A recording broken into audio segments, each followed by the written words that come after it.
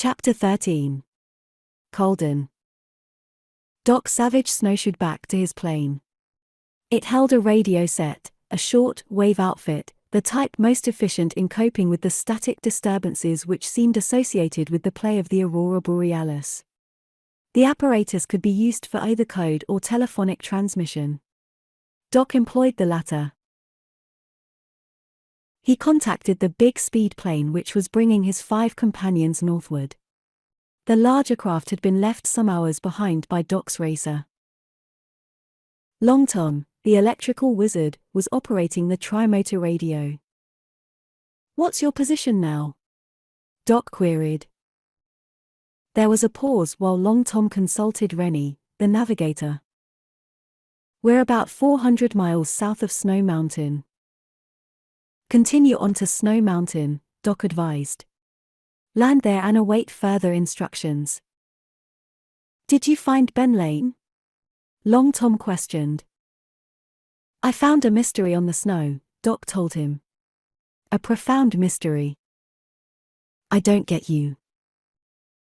Packing into his words all the uncanny command of description of which he was capable, Doc Savage told exactly what he had encountered. Apparently all 5 men in the distant speed plane heard the story. The other microphone was sensitive. Doc distinctly heard Rennie's, "Holy cow," and the Bony Johnny's, "I'll be super," amalgamated. Ejaculations of astonishment. "But Doc, it's impossible." Long Tom exploded. "Maybe somebody landed in an airplane and carried them off. A landing plane would have left marks. There are none.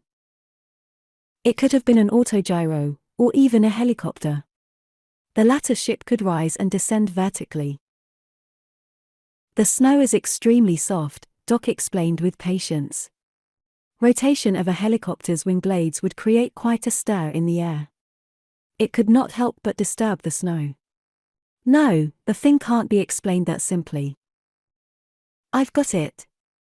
The attackers came in a dirigible, an airship. One of those things, a blimp, for instance, could sink down without using its engines." "And what would it have to do to take off again?" Doc countered. "Drop ballast. It's too cold to use water ballast, so they probably employed dry sand." "There you are," Doc told him. There was no sand on the snow. "Then I give up." "What's your idea, Doc?" "On the face of it, the thing seems inexplicable," Doc countered. "You fellows go on to Snow Mountain, consult Captain Stonefelt of the Mounted Police. He may be able to give you information." "Okay." "And inquire about Benlanium. Try to ascertain his profession, what he was doing here in the snow country." "Okay." Doc turned off the radio and left the racer. Within sight of the camp of mystery once again, Doc Savage came to a halt. The dogs were behaving strangely. Holding his breath, so that it would not make steam before his eyes, Doc watched the huskies. Before, they had given the bronze man their attention. But now, when he was not near, they were staring at something else, a near-by snowdrift. Doc advanced rapidly. The sledge team shifted their attention from the drift to him. Directly toward the drift, the bronze man swung. He was 10 feet from it when a great flurry arose in the white pile. Geyser fashion, the snow erupted. A man appeared. He had been perfectly hidden there, all the time. Without a word, the fellow plunged away in wild flight. He did not have snowshoes. Floundering in the deep snow, he made hardly any progress at all. Doc ripped forward, his great speed hampered little by the ponderous snowshoe webs. The man standing in the snow wrenched out a knife. "Keep away from me," he yelled. His voice was deep and showed evidences of culture. The man himself was of average size. He had a skin remarkably white for one dwelling in the Northland, where the glare of sun on snow produces complexions almost as dark as those in the tropics. His garb was the regulation parka, skin trousers, and moose hide moccasins. Doc Savage voiced no word. He continued his rush toward the stranger. "Get back," the other shrilled. Doc towered over him. The fellow lunged desperately with his knife. There was a blurred movement, a slapping sound, and the man stared vacantly at the hand which had held the knife. The blade was gone. It had been extracted from his clutch with a swiftness which defeated his eyes. He started, as if vastly surprised, when he saw the glittering steel in Doc's hand. The bronze man tossed the blade over by the campfire. "How many more of you are hidden in the snowdrift?" he asked dryly. The other shivered, stared, said nothing. Doc walked slowly around the camp, studying the drifts. He perceived why he had not discovered the presence of the man earlier. The dogs had walked to the drifts in which the fellow was concealed, trampling out such traces as the man had made in burying himself. He kicked about where the man had lain, wondering if others were hidden there. There was no one else. Doc's bootings brought to light an automatic pistol, a large weapon, of foreign manufacture. Doc's bronze fingers tested the mechanism. Oil, unfitted to the terrific cold of the north, had been used upon it. This had congealed solidly. The weapon was literally frozen.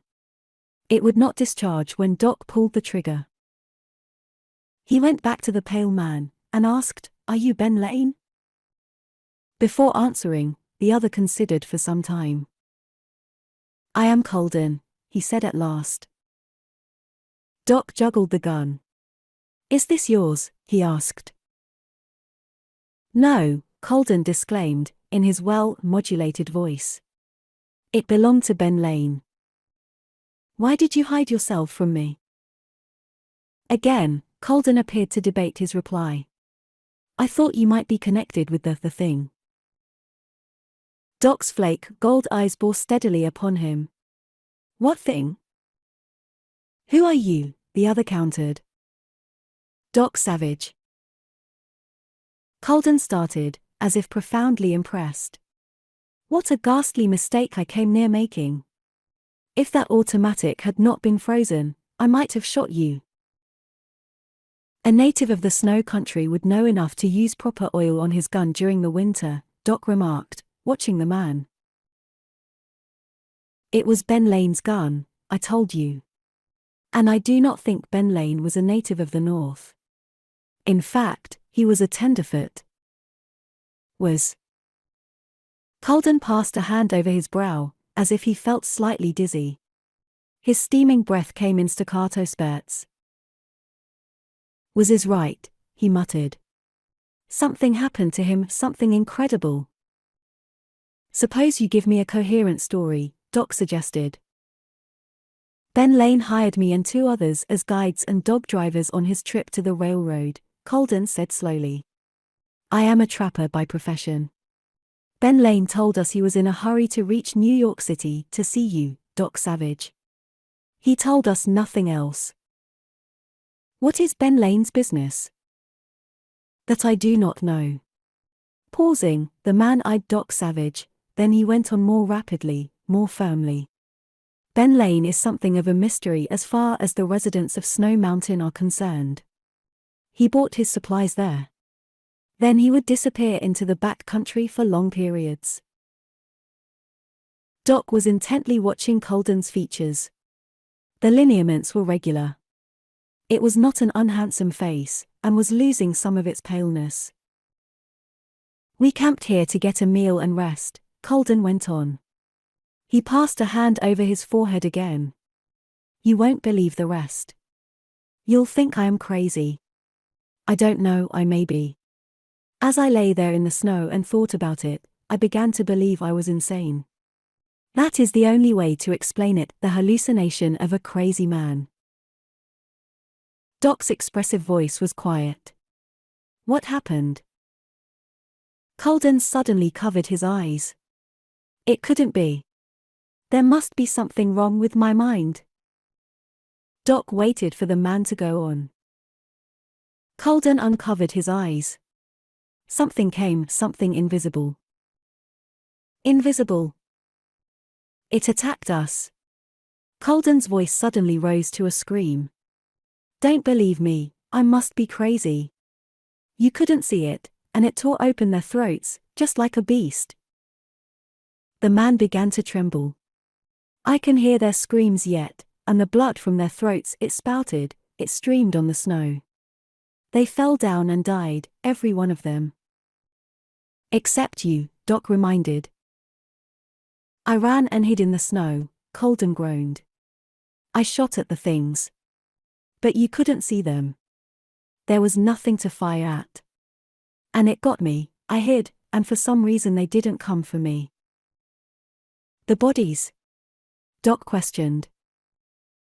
Colden's voice had gone shriller and shriller. He waved his arms, beat his chest. A fine spray of saliva blew through his teeth with his words. That's the most hideous part, he shivered. The bodies disappeared, right before my eyes. It was as if the invisible thing had swallowed them. Colden sank to his knees, as if weakened by his own excitement. He rocked from side to side. But gradually his breathing became more regular, his movements less nervous, until finally he sat perfectly still. When at last he looked up at Doc Savage, it was with an attitude of wan hope. Tell me, he requested with an unnatural calm, is my mind affected? Could I only be dreaming? Something mysterious did occur, Doc told him. You came here with 4 other men, and they have vanished without leaving a trace. The smile which Colden made was plainly a muscular effort. It was horrible. Get up, Doc suggested. Walk around. You'll feel better. Colden was still unconvinced. I've heard of you, Savage. Your name has penetrated even up here. You are the man who is skilled at many things. But greatest of all is your ability as a doctor. Tell me, do I show any symptoms of becoming an imbecile? No, Doc assured him. You are greatly excited, and that is all. Forget that idea of possible insanity. That is a relief, Colden sighed, and got to his feet. Doc Savage gathered up the rifles. One high-powered piece in particular aroused his interest. Of most modern construction, there was much inlay work of gold and silver and pearl. It was a weapon which would be owned by a man who loved guns. That belonged to Benlanium, Colden offered. The rifle was of English manufacture. Doc jerked open the mechanism. The proper oil for this climate was used for the rifle, he remarked. Colden seemed not to hear. He had turned, and was bending over the coffee pot. I believe hot coffee would help me get rid of the memory of the awful invisible things, he muttered. Liquor would be better. Have you any? No. Doc unloaded all the rifles and placed them in a pile on one of the sleds. The cartridges he kept in a pocket. Then, from within his clothing, he produced a case holding a magnifying glass and, among other articles, empty bottles. What are you doing? Colden asked curiously. Going to make an endeavor to dig up something which will explain what happened to your comrades, Doc replied. The bronze man moved away from the camp in widening, concentric circles. Frequently he stopped, and at each halt he filled a bottle with snow. His sampling carried him to the surrounding spruces. He disappeared into the timber. Chapter 14.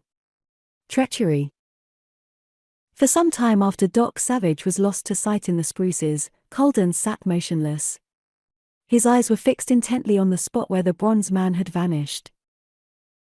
Colden's not unhandsome features had undergone a marked change. They held viciousness, an ugly determination. Damn him, he gritted. I wonder if he suspects me. He unloaded all the guns and took the cartridges with him.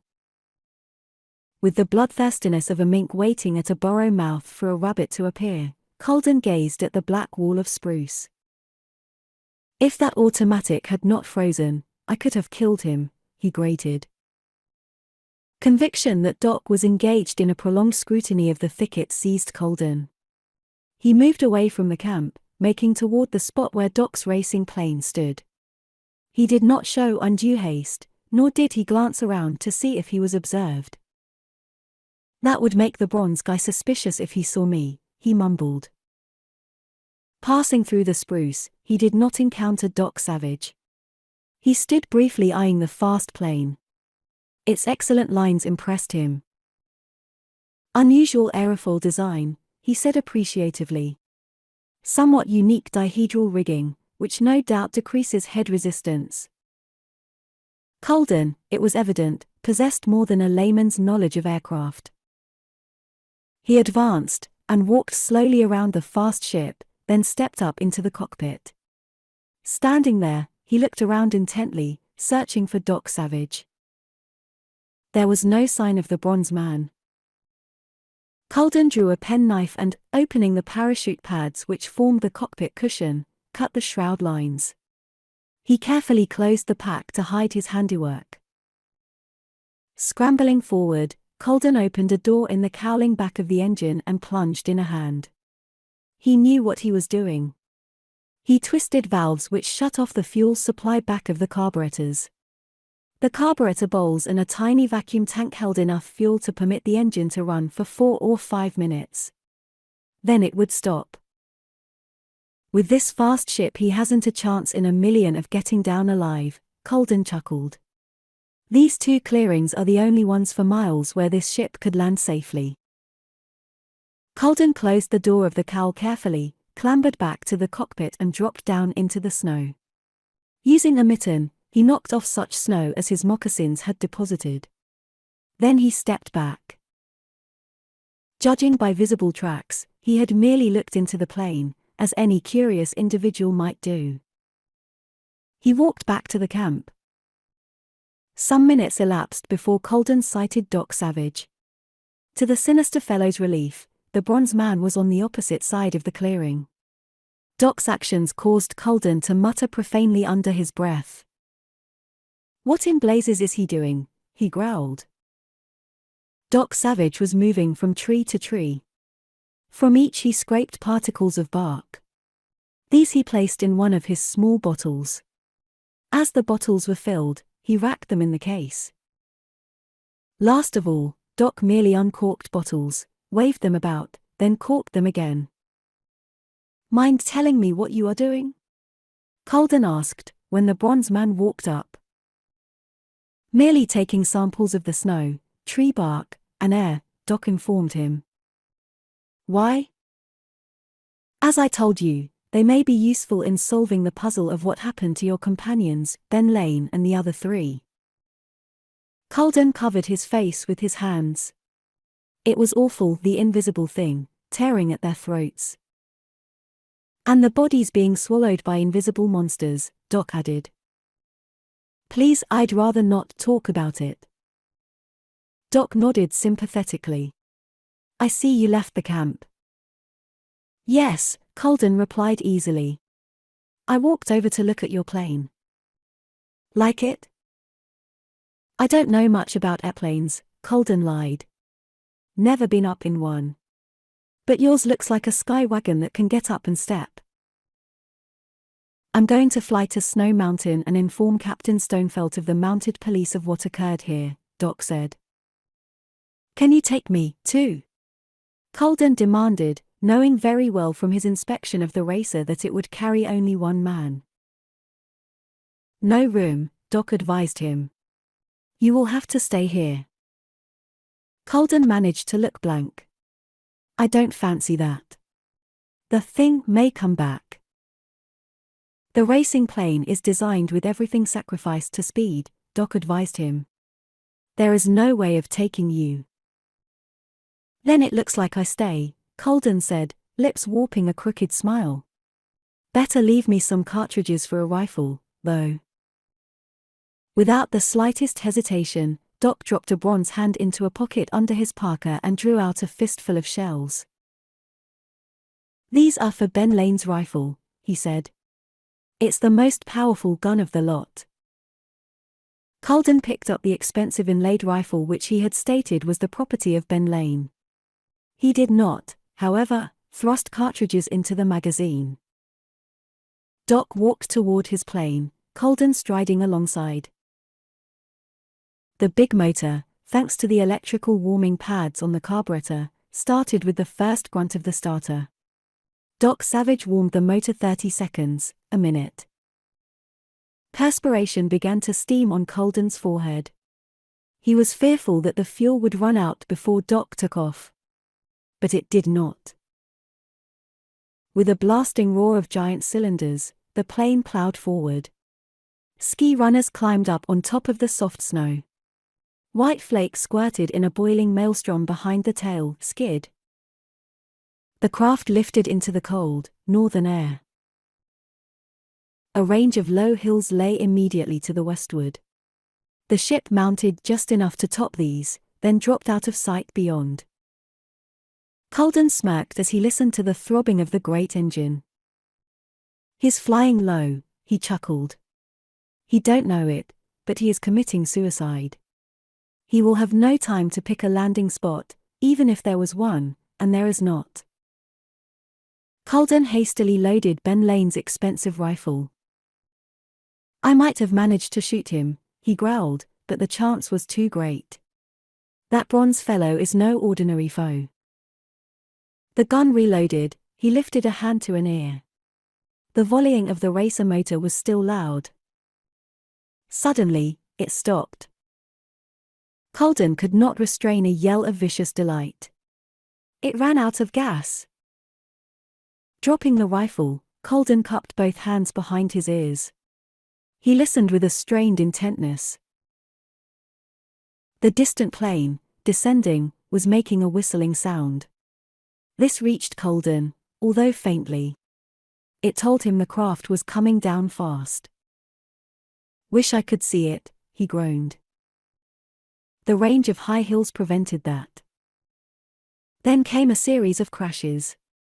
The first was not loud, being made, no doubt, by the plane colliding with the tree tops. Those which succeeded, however, mounted in volume a crackling, snapping, which culminated in one vast, hideous carom of sound. That finished him, Colden gritted. Hope he tried to use his parachute. Benlanium's rifle tucked under an arm, Colden ran forward. He was anxious to see the results of his handiwork. The snow hampered him greatly, and he floundered, cursing. An unpleasant train of thought gave him a bad few minutes. Suppose Doc Savage carried a spare parachute where he could get to it, he groaned. But after he had thought that over for a time, he felt easier. No chance, he assured himself. Even if he had one in the baggage compartment, he could not possibly have gotten it out between the time the motor stopped and the crash came. Colden was not without cunning. When he topped the hill, he uttered several loud, anxious shouts. "Doc Savage! What happened? Are you safe?" He got no answer. And that made him grin. He searched and stopped grinning. He did not find Doc's mangled form in the torn remains of a chute, as he expected. Doc must have remained with the plane. Colden was somewhat disappointed when he found the plane. This feeling did not arise from the condition of the wreckage. That was highly satisfactory. The ship had knocked itself into countless fragments. Metal skin, bits of wing spars, were scattered over a wide area. The engine and major portion of the fuselage, however, had gone into the river. And there was no sign of Doc's body. The stream was one which ran with tremendous speed. It was frozen solid, except at certain points where the water rushed along at breakneck pace. It was into one of these stretches that the racer engine had plowed, pulling the forepart of the fuselage with it. So violent was the rush of water that the heavy engine had been rolled downstream under the ice, which covered a less turbulent stretch.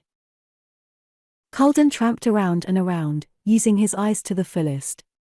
Finally, he breathed easier. "Got him," he concluded. His body went into the river with the cockpit, part of the fuselage, and the engine. Colden did not return immediately to the camp. He made 3 wide circles, just on the chance that Doc Savage had actually landed with a spare parachute. "Savage," he screeched. "Did you escape?" When no answer came, he tried not to laugh loudly. He returned to the scene of the plane wreck. With painstaking thoroughness, he gathered up every fragment of the demolished ship. These, he flung into the river, and the pitching water carried the bits under the ice. Colden expended nearly 2 hours in that task. When he was finished, he was sure no piece of the plane could be found. He took a spruce bough and switched it over the snow, smoothing out the flakes. He did this to his own tracks. Close inspection might show that the snow had been disturbed, but from the air, the fact could not be detected, even with binoculars. Moreover, the first slight wind would obliterate all signs. With sweepings of the spruce bough, Colden erased his trail back to the camp. He gathered together all the rifles and made a bundle of them. He made several apparently aimless trips to and from where the plane had landed. His purpose was to leave tracks, which would indicate to the unknowing that the party that had attacked the camp had come by plane. A little blood to drip along the trail would be a good idea, Colden grinned. He tried to shoot a rabbit, intending to use its life fluid for this purpose. It was then that he got an unpleasant surprise. The rifle would not discharge. Colden examined the cartridges. Twisting, he managed to extract the lead from one. It contained no powder. "Savage gave me worthless shells," he exploded. Thinking this over, he paled slightly. Savage suspected me. He was taking no chances on me shooting him in the back. Colden made a pack of the rifles, slung them over his shoulder and set out in the direction of Snow Mountain. From time to time he grinned in a warped fashion. "Savage's 5 men are following him north, no doubt," he said grimly. "But I have a little idea that will take care of them. They'll never learn what happened to Benlanium." Chapter 15. The Liar. The Snow Mountain Mounted Police Post consisted of a single building of logs, a combination barracks and administration office. The cabin had 2 wings, one on either side of a long structure. The wings were abbreviated, each one small room. These were cells. Radio aerial masts protruded above the roof. Spruce had been cut away in a belt 100 yards wide, as a protection against forest fires. Beyond, the trees grew thickly. Nearby, a river made a lane through the timber, the stream at present being frozen solid. Encircling mountains stuck up white fangs at the weirdly brilliant night sky.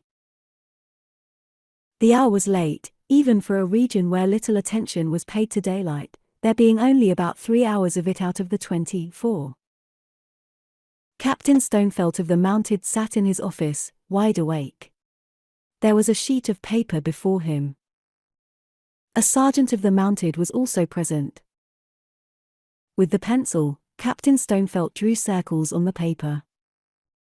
The captain drew circles while in deep thought. He drew them big and little, joined them together, and tried to make things out of them: rabbits and donkeys, and sometimes a Santa Claus. The Santa Claus was his best creation. Outdoors, when he had no pencil and paper, he drew circles in the snow with his toe. The circle, inscribing, was a habit. In build, Captain Stonefelt was a husky man. He had a face like a red beet, and a white mustache, the close, cropped bristles of which resembled nothing so much as a toothbrush. He was a rough man, given to violent talk and violent action. Captain Stonefelt had only been in command of the post for a few weeks. He ruled with an iron hand. He was moody, given to acts which vaguely bothered the officers in his command. For instance, he frequently betook himself away on snowshoes and was gone for days at a time. Questioned, he stated gruffly that he was keeping an eye on his realm. This reflected on his subordinates, indicating he did not trust them, and it got under their skins. In the few weeks he had been at the post, Captain Stonefelt had become thoroughly unpopular. When spring came, and the snow melted and the inspector paid his usual visit, somebody would probably complain, and Stonefelt would be censored. The mounted men at the post had decided that it was Captain Stonefelt's surliness which had caused him to be banished to this remote spot. Captain Stonefelt was getting from the sergeant, who had been in charge, a report of what had occurred in his absence. Some days ago, Benlanium had come to Captain Stonefelt, saying he feared a man whom he knew only as Strome. Stonefelt had put men to searching for Strome, but they had found no sign of such an individual. Captain Stonefelt had then gone off, expressing dissatisfaction, and saying he would find Strome. But he was back without the man he had sought. With the pencil, the red-faced officer drew several circles, so that they made a caricature of a particularly awful-looking ogre. As an afterthought, he attached a spiked tail and a pair of horns. This last showed that Captain Stonefelt had formed an advanced dislike for the individual he had in mind. That personage was Doc Savage. The sergeant had just informed Captain Stonefelt, who had less than an hour ago returned to the post, that Doc Savage had radioed for information about Benlanium. Stonefelt had not shown true mounted spirit at the news. "I've heard of that Yankee," he growled. "He goes around showing off and mixing in other people's business. I don't like that kind." Outside, where the spruces were gloomiest and thickest, another wakeful individual crouched. He kept under cover. From time to time, he cupped a palm to an ear and listened. When he smoked a cigarette, he took care to keep its glowing tip hidden. It was Colden. He had traveled fast in reaching Snow Mountain. Very tired, he would have preferred to simply sit and rest, but to keep from freezing, it was necessary to move frequently about. A stick crackled behind him. He whirled, drawing a revolver. This weapon, he had made sure, would not freeze in the intense cold. The shadowy figure of a man shuffled up. "Not so much noise, you fool," Colden commanded. "Nobody is near, Msu," mumbled the newcomer. "Me, I have come to tell yo that trap down river, she is set. That place is only one close where plane, she can land." "Good," said Colden. "Strome will be pleased." "Z's one, Strome, it funny we never see him," remarked the other. "You see his money, don't you?" "Oh you I, Msu. But me, I lack to know." "Lay off," Colden snapped. "Now, about the trap down the river. The men there understand everything about the pig. They is all understand. "All right," said Colden. "Get back, and keep out of sight. There may be more orders, later." "Strome is safe for me to do that, non?" "Of course. Strome gives all orders." The other, he was a stocky breed, was apparently on the point of inquiring more about Strome, but he withheld his questions and listened intently. "Me, I hear what is sound like that," he grunted. Colden's ears were less efficient. It was several seconds before he heard the gnat sound. "It's a plane," he growled. "That's my cue." Colden ran for the mounted police station. There was no need for him to stagger to feign tiredness. He was already tired enough. He began to pant dramatically. With a wild suddenness he flung open the door and plunged headlong into Captain Stonefelt's office. A big service revolver appeared with magical suddenness in Captain Stonefelt's capable hand. The sergeant stared, wide-eyed. "What's this?" Stonefelt rapped. Colden, in the presence of Doc Savage, had demonstrated he was an excellent liar. He did himself handsomely now. Men in a plane, he barked. They attacked Benlanium. They shot down your officer and the other 2 guides, and kidnapped Benlanium. Captain Stonefelt's toe absently described a circle on the floor as he digested this. Who are you? He asked. Colden is my name. I was one of the 3 guides Benlanium took along. Captain Stonefelt eyed Colden intently. I've seen you before, all right. But you haven't been around here long. Trapper, aren't you? That's right, said Colden. I've only been in this vicinity a few months. Benlanium hired me because I'm a good dog driver. We questioned him when hunting Strome, put in the sergeant. He showed us a cabin and some freshly caught furs. I knew Benlanium took along 3 men besides my officer, the mounted police commandant rumbled. I didn't know who they were. Benlanium was satisfied they were reliable, he evidently thought. Now, what's this about murder and kidnapping? Colden began to talk. He spoke loudly and rapidly, as though he wanted his voice to drown out the noise of the approaching airplane. He told a glib story, probably as fine a tissue of lies as was ever spun in the snow country. Men had attacked the 2 sled teams after arriving by plane, he reiterated. My officer was killed. Captain Stonefelt thundered. He certainly was. Then how did you escape? When I saw the fight was hopeless, I dived into a snowdrift, Colden explained smoothly. Apparently they weren't sure how many were in the party. They didn't even hunt for me. They carried Benlanium off alive, and took the bodies of the 3 dead men. They took all the rifles, too. The rifles, eh? Captain Stonefelt muttered. Benlanium's rifle, too. Yes. I would know that gun anywhere. I'll remember that. It may help us identify them, if it turns up later. The mounted officer now heard the plane. He ran to the door, opened it, and heedless of the fact that he was in his shirt sleeves, stepped out into the biting chill. He watched the aircraft as it swooped low and began to circle. Colden had followed the policemen outside. Then he sprang his ace. That's it, he howled. That's what? That's the plane which attacked us, Colden declared. That's it, positively. Chapter 16. The Arrest. 2 miles below Snow Mountain Post the river widened, ran slowly and in a straight line, becoming at this point almost a long, narrow, natural lake.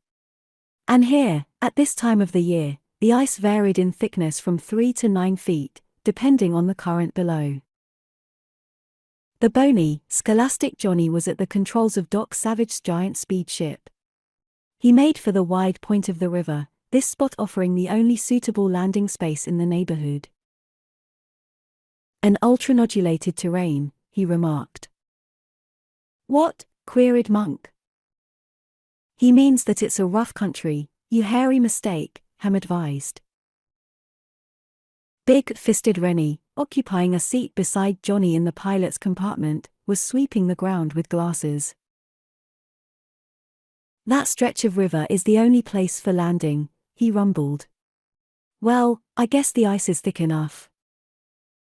Long Tom switched off his radio apparatus and made a puckering mouth of disgust.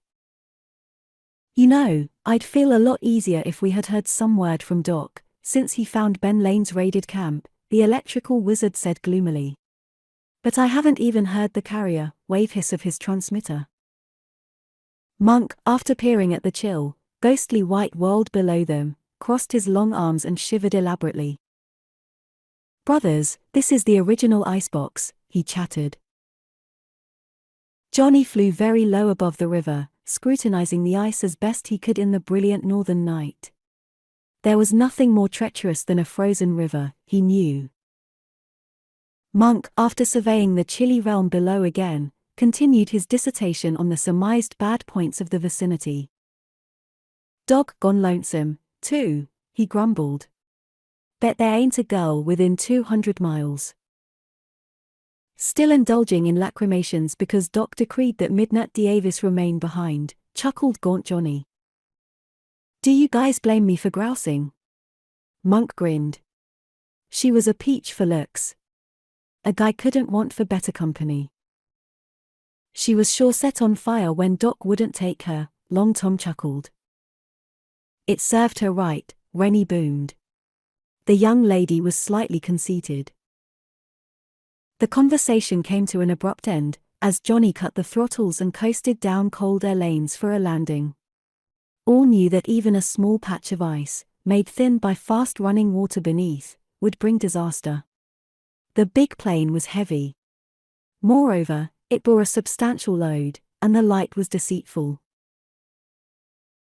They were blissfully unaware that the ingenious Strom had set a trap which held greater peril than tricky river ice. Skis for snow landing were affixed to the hull. Johnny fishtailed away speed, kept the nose up and the tail down. The speed ship hit, bounced slightly, settled, and the skis scraped up a cloud of snow. The men piled out, bulky figures in their Arctic garb, and anchored a wingtip. Johnny gunned the motors, swinging the big bus half around. They taxied close inshore where, in case the ice broke, the water was shallow. Johnny cut the motors, then dropped out of the cabin. The pig, habeas corpus, followed the skeleton, thin geologist. Habeas was a blasé traveler. He had been asleep in the rear of the cabin. The dapper Ham took one look at Habeas and blew up. Habeas was wearing what might be called a porker-style parka. This was of rich sealskin. "My dress-up pair of sealskin trousers!" Ham snarled, and rushed Monk. "You missing link. You cut a leg off my best pants and made that freak hog a fur coat." Monk scooped up a double fistful of snow and dashed it in Ham's face, blinding him for the moment. Then he got clear of the enraged barrister's baler-boring sword cane. Ham rubbed the snow out of his eyes, then looked about for Monk. It chanced that he saw Habeas instead. He lunged, apparently with the idea of retrieving what was left of his best sealskin trousers. Habeas fled for the nearest shelter, the spruce-lined bank of the river. Traveling through the snow like a mole, at times lost entirely to sight, the homely pig vanished into the gloomy evergreens. Ham turned his attention to Monk. He charged at him, spouting invectives. Monk, ridiculously short-legged, was handicapped in the deep snow. Down the middle of the river, a trail was broken, probably by the passage of mounted police dog teams from the Snow Mountain post. Monk sought to reach this, but unsuccessfully. Ham overhauled him. An observer, uninformed that the quarrel between these two was entirely good-natured, would have expected nothing less than a murder. The whacks which Ham dealt Monk with his sheathed sword cane were lusty. Monk howled and grabbed Ham, and they were suddenly enveloped in a fog of loose snow. Out of the white maelstrom came Monk's words. "I'll peel your clothes off and run you down this river in your underwear, you shyster." Separate Rennie rumbled, and started forward. "Let 'em slaughter each other," yelled Long Tom. Both he and Johnny sprang upon Rennie, and a second squabble started. The whole affair was a boyishly enthusiastic method of letting off steam after the long, monotonous plane flight. A volley of terrified squeals came from the point where habeas corpus had entered the spruce. The scuffles stopped. The 5 men poised, rigid, as if some breath of magic had petrified them. "Habeas!" Ham snapped. "Something's got him." Ham sprang to his feet. Gripping his sword cane, he rushed toward the sound of habeas corpus squealing. Ham's manifest anxiety was a marked reversion of his pretended attitude a moment earlier. It demonstrated what all of Doc's men knew. Ham was probably as fond of habeas corpus as was Monk himself. Habeas must be in some guy's wolf trap, Monk groaned. But I thought the hog had more sense than that. They plunged into the spruce, crashing into limbs, digging through underbrush. Snow, jarred off the coniferous twigs, fell down on them. Unexpectedly, they caught sight of a running figure. In the gloom amid the evergreens, the form was indistinct. A bear! Monk groaned. A bear got habeas. Bears are in hibernation at this season, Johnny rapped. Habeas was still squealing. Obviously, the running figure they had seen was carrying the shoat. The 5 men put on speed. They had neglected to get their snowshoes, and the going was hard. Monk stooped suddenly and picked up a yellow object. He thrust it out for the others to inspect. Look it. Corn. Rennie thumped. An ear of corn. A man got habeas, Monk growled. He used an ear of corn for bait. They continued the chase. Their quarry, however, on snowshoes, drew farther and farther ahead. This was denoted by the increasing faintness of habeas' pleading squeals. They covered possibly a quarter of a mile. Blast it! Long Tom gritted, wallowing in snow which came to his neck. It'll pay us to go back and get our snowshoes. This could not be denied. Reluctantly, they reversed their course. But they did not go far. Listen, breathed Monk, pausing. Habeas' squealing is getting louder. They strained their ears. Monk was not mistaken, for shortly afterward, Habeas himself appeared, still squealing, having untold difficulties with the deep snow. He must have got away, Monk grinned, and picked the delighted Habeas up by one oversized ear. Sober-faced Rennie eyed the steam plume of his own breath. There's something phony about this, he rumbled. Why should anybody want to kidnap that hog? Had Rennie been back at the big speed plane at the moment, he would have received visual proof of his conjecture that something sinister backed what had just happened. A squat, greasy man bundled in furs came down the trail, which was broken in the center of the river. He approached rapidly, and he was careful to keep on the trail. In his arms he carried a bundle of rifles. Abreast of the plane, the man carefully stepped out of his snowshoes. He waded through the snow already disturbed by Monk and Ham in their scuffle, and reached the ship. He thrust the rifles into the cabin. Very noticeable among the rifles was one which had costly and expensive inlay work. It was Benlanium's rifle. The guns, 5 in all, were the weapons which had belonged to Benlanium's party. Leaving the rifles in the plane cabin, the man waded back to the trail, ducked into his snowshoe webs and continued downstream. Luck is with me, he chuckled. They cannot prove from snow that the gun is be planted. Bon. Good. The greasy one was headed away from the Snow Mountain mounted police post. He chuckled again, well contented with himself. Strom is give me bonus for that job, OUI, he assured himself optimistically, then he added generously, fella who is grab pig and decoy men from plane, maybe get extra pay, too. Once, he paused to listen. He could hear dogs barking in the distance. The Arctic stillness carried sound well, but the barking of the dogs was very faint. It came from the mounted police post, and signified activity. Captain Stonefelt is on way to plane, OUI, the dark-faced one smirked. And what evidence he will fin? Chapter 17. The Disappointment. In handling snowshoes, Captain Stonefelt of the Mounted had demonstrated himself an expert, with few equals in the snow country. Captain Stonefelt was going his best as he came down the river. Colden, who had started from the post with him, had been left half a mile behind. Sighting the plane, Captain Stonefelt loosened his service revolver. He carried it under his parka, where body warmth would keep the fulminate in the cartridges from being rendered useless by the brittle cold. Finding the plane deserted gave him a surprise.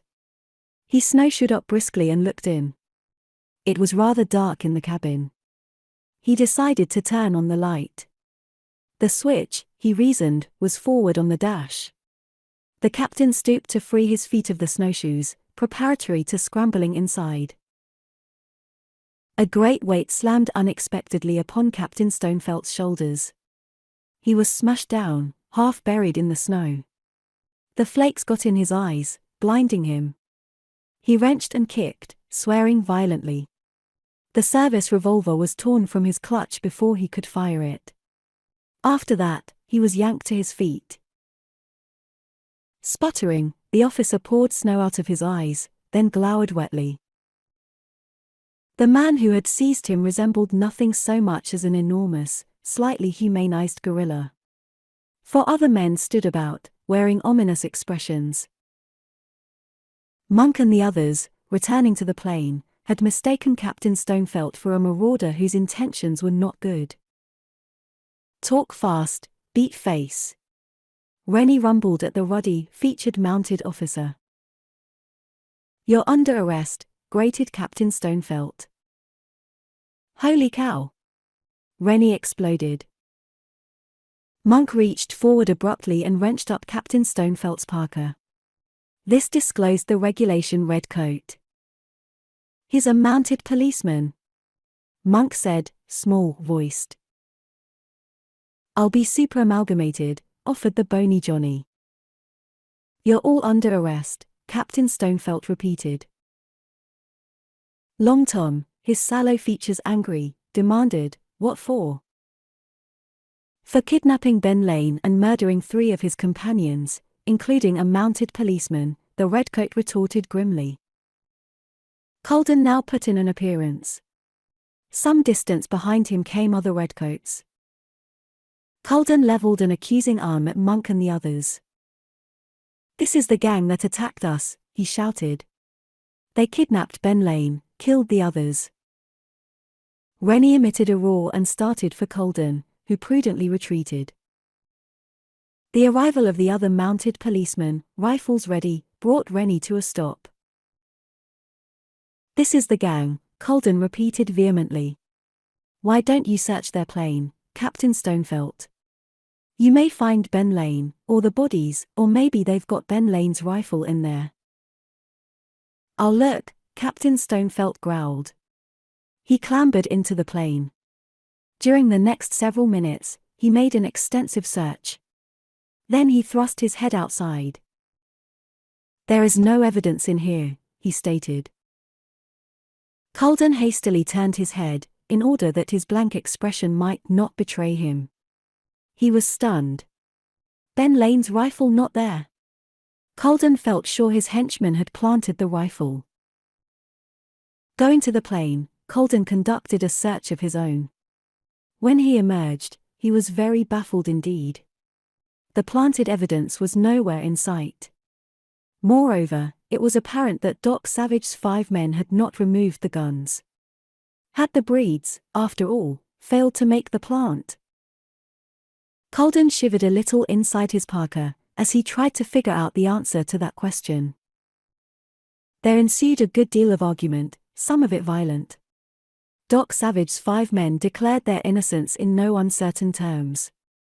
The protestations had no appreciable effect upon Captain Stonefelt.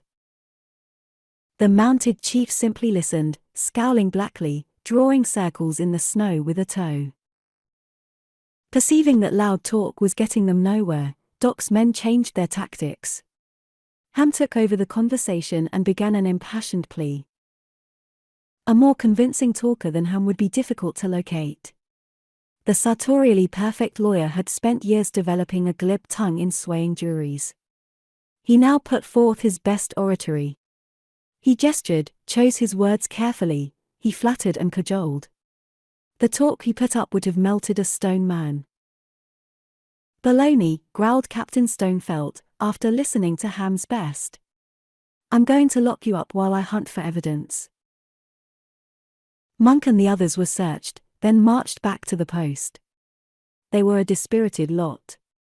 Furthermore, there occurred one of the quick changes in the weather for which the northern climate is noted. Wind gusts came scampering down from the direction of the North Pole.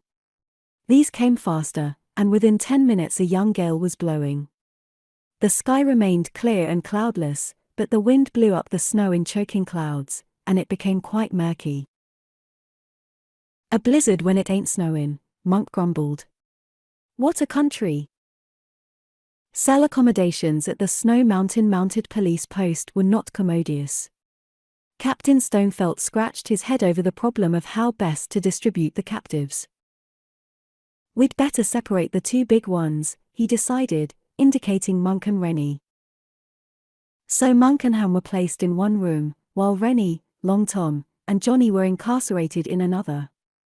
The latter chamber was a regulation cell with barred windows. The quarters which Monk and Ham occupied unwillingly was a storeroom, with a heavy door and no windows at all. A large bar secured the door on the outside. Captain Stonefelt seemed to take a liking to habeas corpus. The homely pig was accorded the warmth of the officers' private quarters. The fact that habeas ignored Captain Stonefelt's overtures of friendship, in the shape of the ear of corn which had been taken away from Monk, seemed to affect his standing not at all. Monk and Ham sat in their cell and listened to the wind howl. Monk frowned at Ham. They seldom got into a predicament which made them forget their good-natured personal quarrel. "Imagine being locked up with the likes of you," Monk grumbled. "Dry up, ape," Ham said in a worried tone. Nor was Ham the only one with a mental problem which brought brow wrinkles. Colden was uneasy. True, Doc's 5 men were locked up. But, other than Colden's lying statements, there existed no concrete evidence against them. As soon as an opportunity presented, Colden wandered out into the jungle, thick spruce. The gale was terrific. Flying snow made the air almost solidly white around him. It was as if he were embedded in a block of cold, white chalk. He sought a certain rendezvous. 3 greasy-looking breeds waited there, jumping about like caterpillars on a hot griddle to keep warm. "What a bunch of dumbbells!" Colden greeted them. "You failed to plant the rifles." "Sacre bleu! We did plant them." Colden maintained a long minute of flabbergasted silence. Then, "What became of them?" "Me, I not know." "Did you remain and watch the plane? If so, you should have seen who removed them." "We did not wait, Monsieur. Your orders to us were to leave the place damn quick, after rifles planted." "Those were your orders," Colden agreed reluctantly. For several minutes they discussed the situation. They kept very close together, in order to see each other in the howling maelstrom of snow. "I do not like the way those rifles disappeared," Colden muttered at last. "I think we had better change our plan." "Change it how, Monsieur?" "Listen." Colden motioned all 3 closer, until their heads almost touched. Then he began to speak rapidly. His 3 henchmen listened, with a dark-eyed intentness. Frequent nods, or muttered ouis signified their comprehension. "It would be easier to kill them, Monsieur," offered one of the 3. "No," said Colden. "You will do as I tell you. Strome would desire it like that." Through the naked birches and among the spruce boughs the wind wailed like lost wolves. Limbs swayed, cracked and popped. Snow was sucked away from exposed places, piled elsewhere in great drifts. "Hurry," was Colden's parting word to his 3 swarthy fellow conspirators. "This blow will not last long, and we want it to cover our trail." "Ouai," agreed a breed. "The wind, she not blow ver damn long." The sinister little group disbanded. Monk, the chemist who came near being the world's homeliest man, sat cross-legged on the floor of his prison cell and whiled away the time by making moaning noises in imitation of the blizzard sound around the eaves outside. Monk, in addition to being a ventriloquist, would have been a gift to a radio studio as a sound effect man. His imitation blizzard wail was very realistic. Ham was not an appreciative audience. "Cut that out," he snapped. Monk only gave a louder imitation. Ham threatened, "I'll pull a wad of that red hair off you and choke you with it." "Anytime you feel lucky," Monk invited. There came an interruption. The door was unbarred, and a mounted policeman shoved his head in. "You chap is hungry." "Brother, I'm always hungry," Monk told him. "We'll send you some food around in a few minutes," said the officer, and closed the door. It was in connection with the preparation of this food that Colden got in another touch of the underhanded work at which he was so adept. He watched the hot dishes being placed on a tray. He inquired, and was told who they were for. Colden had managed to return to the post without anyone having noticed his absence. The mounted policeman who was filling the cups turned away for a moment. Colden drifted a hand quickly to the coffee pot. Concealed between his fingers was a small bottle. The contents of this, a pale liquid, he poured into the coffee. He was unobserved. Monk and Ham ate the food and drank the coffee. Since it came to them from the mounted policeman, they suspected nothing. "Lousy coffee," Monk offered. "These Canadians are tea drinkers," Ham told him. "Maybe that explains it." And that was as near as they came to suspecting that the beverage was drugged. 10 minutes later, they slept very soundly. Colden sat in Captain Stonefelt's office and talked. Out of his fertile brain he conjured further details of the imaginary kidnapping and murder of which he had accused Doc's men. While he listened, Captain Stonefelt, grim-faced, drew circles on a piece of paper. The sergeant was present, but he said little. "I have dispatched troopers to the scene of the crime," Stonefelt advised. "Unfortunately, this wind will have wiped out the tracks." No expression crossed Colden's features at these words. But he was not displeased. It was just as well that the mounted police should not be able to measure the tracks made by Doc's racer. They might note that the ski prints were spaced more widely than those made by the big tri-motored speed plane. Colden had a reason for talking to the two policemen. He wanted to keep the officers occupied. Should one of them take a notion to visit Monk and Ham, it would be disastrous. Even while Colden talked, the bar of the door which imprisoned Monk and Ham slipped back silently. 3 furtive men entered the cell, the trio with whom Colden had held his conference in the spruce copse. Lifting the motionless forms of Monk and Ham, they bore them out into the swirling snow. Before departing, one of the men employed a hunting knife, and painstakingly cut a nick in the door, level with the bar. This was to make it look as if Monk and Ham had secreted a knife on their persons and had managed to liberate themselves, sliding the bar back with the blade. The greasy trio bore their 2 senseless prizes off into the storm. The wind-stirred snow swiftly obliterated all tracks. Chapter 18. Man Without a Face. Unfortunately, as it had developed, Monk and Ham had gulped down the entire pot of coffee. Hence they fell victim to the full strength of the drug. They slept soundly for some hours. Monk, being almost as tough-fibered as one of the gorillas to which he bore physical resemblance, awakened first. He opened his small eyes, but at once shut them tightly. "I've been hit in the head with an axe," he bleated feebly. He tried to bring up his hand to explore, to see what it was that made his head ache so intolerably.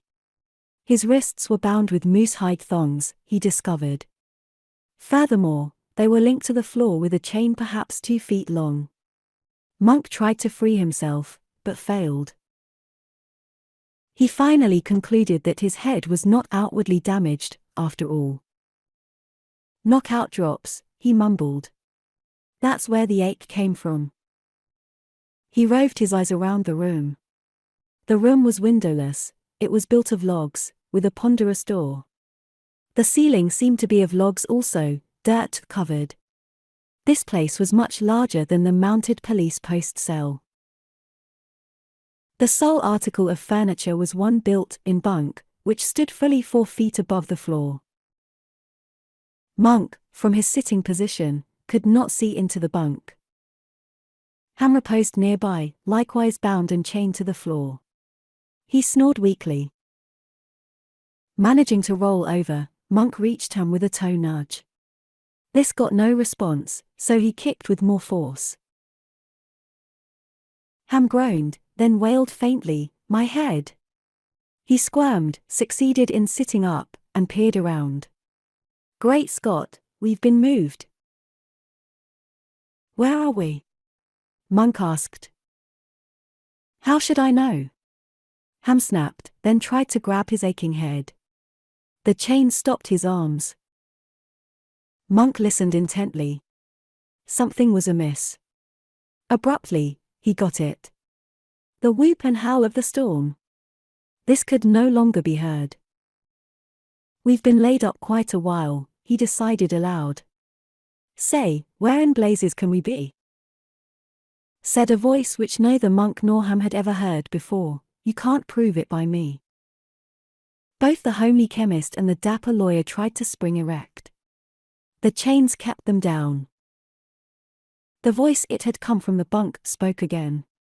"If you will raise up as high as you can, and if I roll over as far as my chain will permit, we may be able to see each other." Monk and Ham followed the suggestion.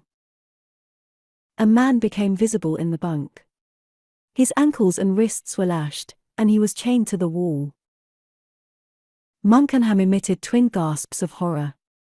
Shock induced by what they had seen caused both to sink back to the floor.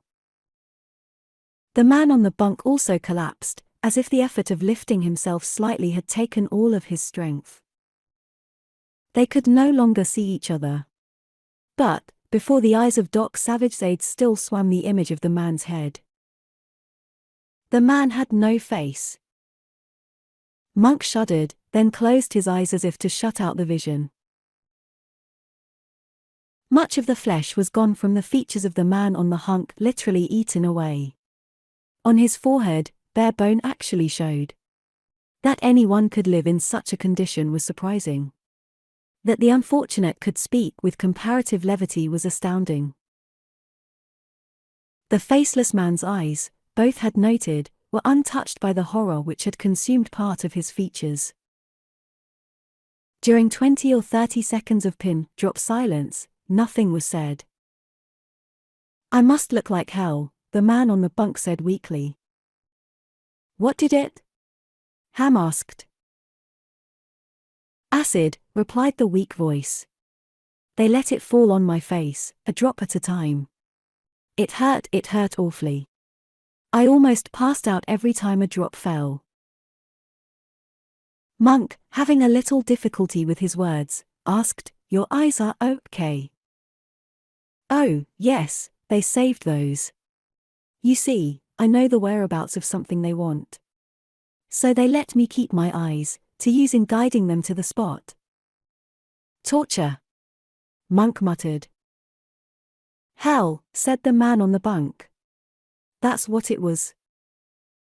Monk and Ham swapped intent looks, then nods.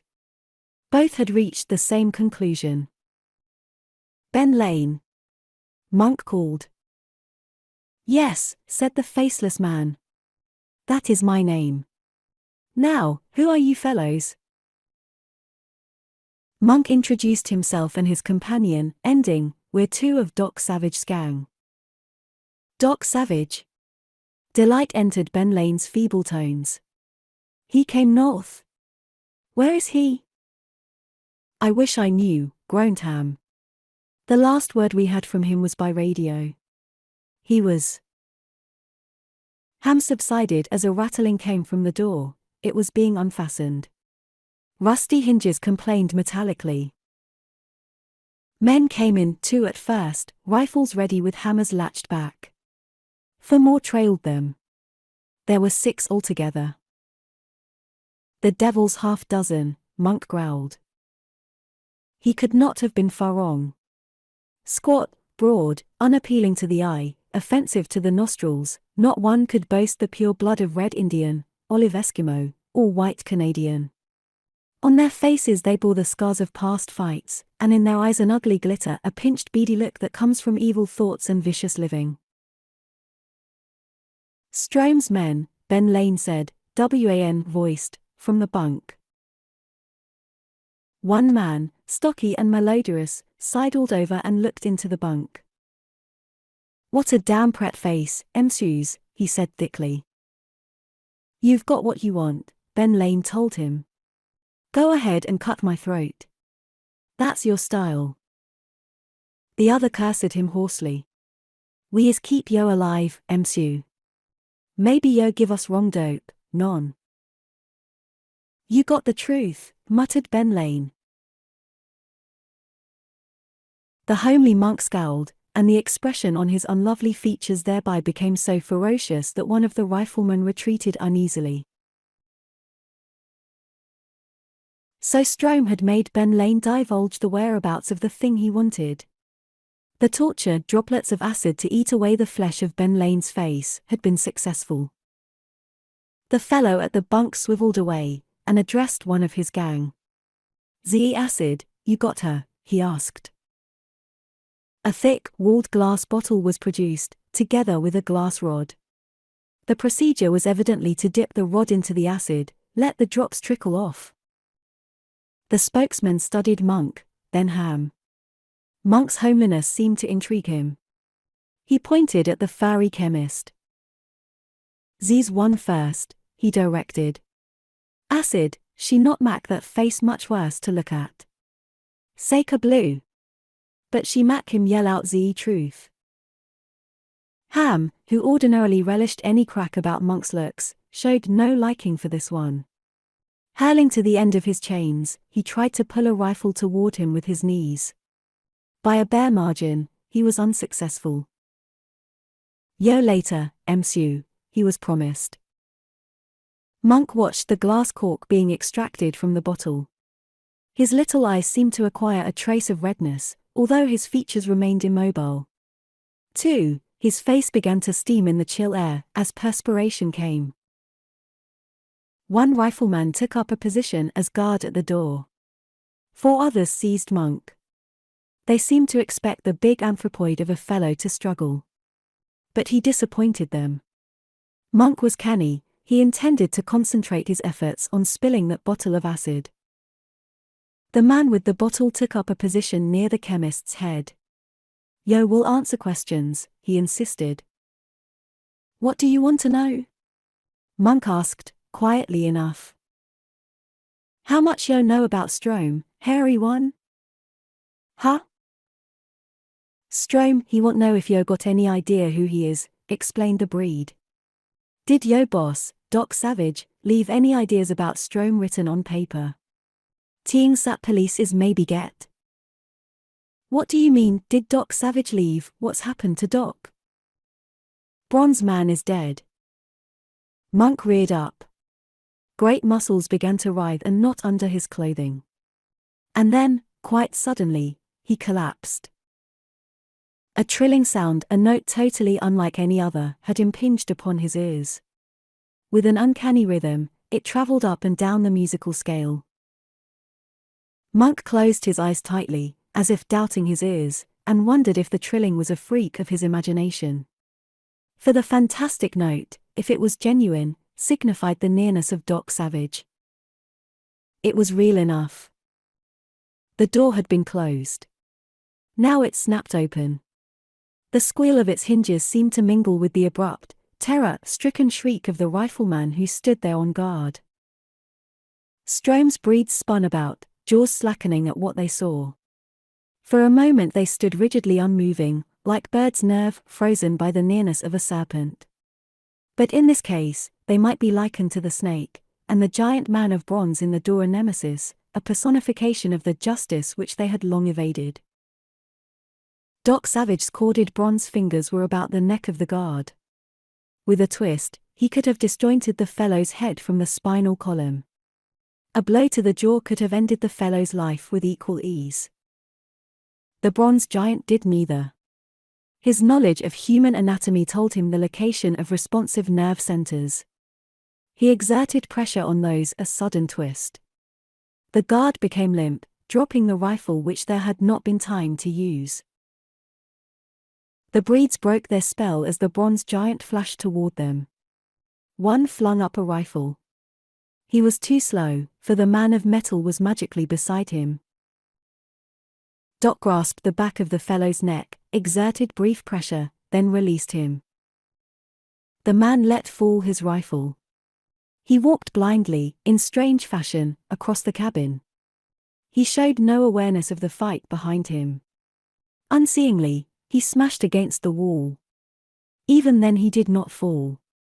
He stood there erect, weirdly, rigid, as if his brain had gone to sleep, as indeed it had, for Doc's pressure had induced nerve paralysis.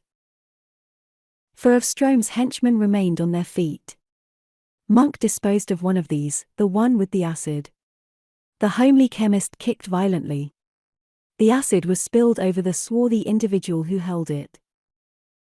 The man began to cry out with tremendous volume. He pawed at his face and his clothing, and wrung his hands violently, as the acid got on them and began to eat through the skin. He plunged outdoors, but wallowed only a few yards through the snow before he fell, moaning and squirming. After a time, he fainted. A breed, unable to find Doc with his rifle sight, swung his gun club fashion. The fellow goggled as his weapon seemed literally to pass through the bronze man, so swiftly did he dodge.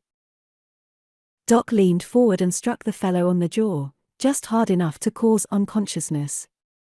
Then he lunged upon the other two. So unearthly was the agility with which Doc moved, that the surviving pair seemed unutterably clumsy. They floundered about. One of their guns drove an aimless shot into the wall. Then they were down, both limp, neither quite sure that he had seen the metallic fist which had hit him. 6 armed men had been vanquished. Yet a few divisions on a stopwatch dial would have timed the whole fray. Benlanium, lifting himself slowly and weakly on the bunk, did not get in position in time to see any of the fight, so rapidly had it been terminated.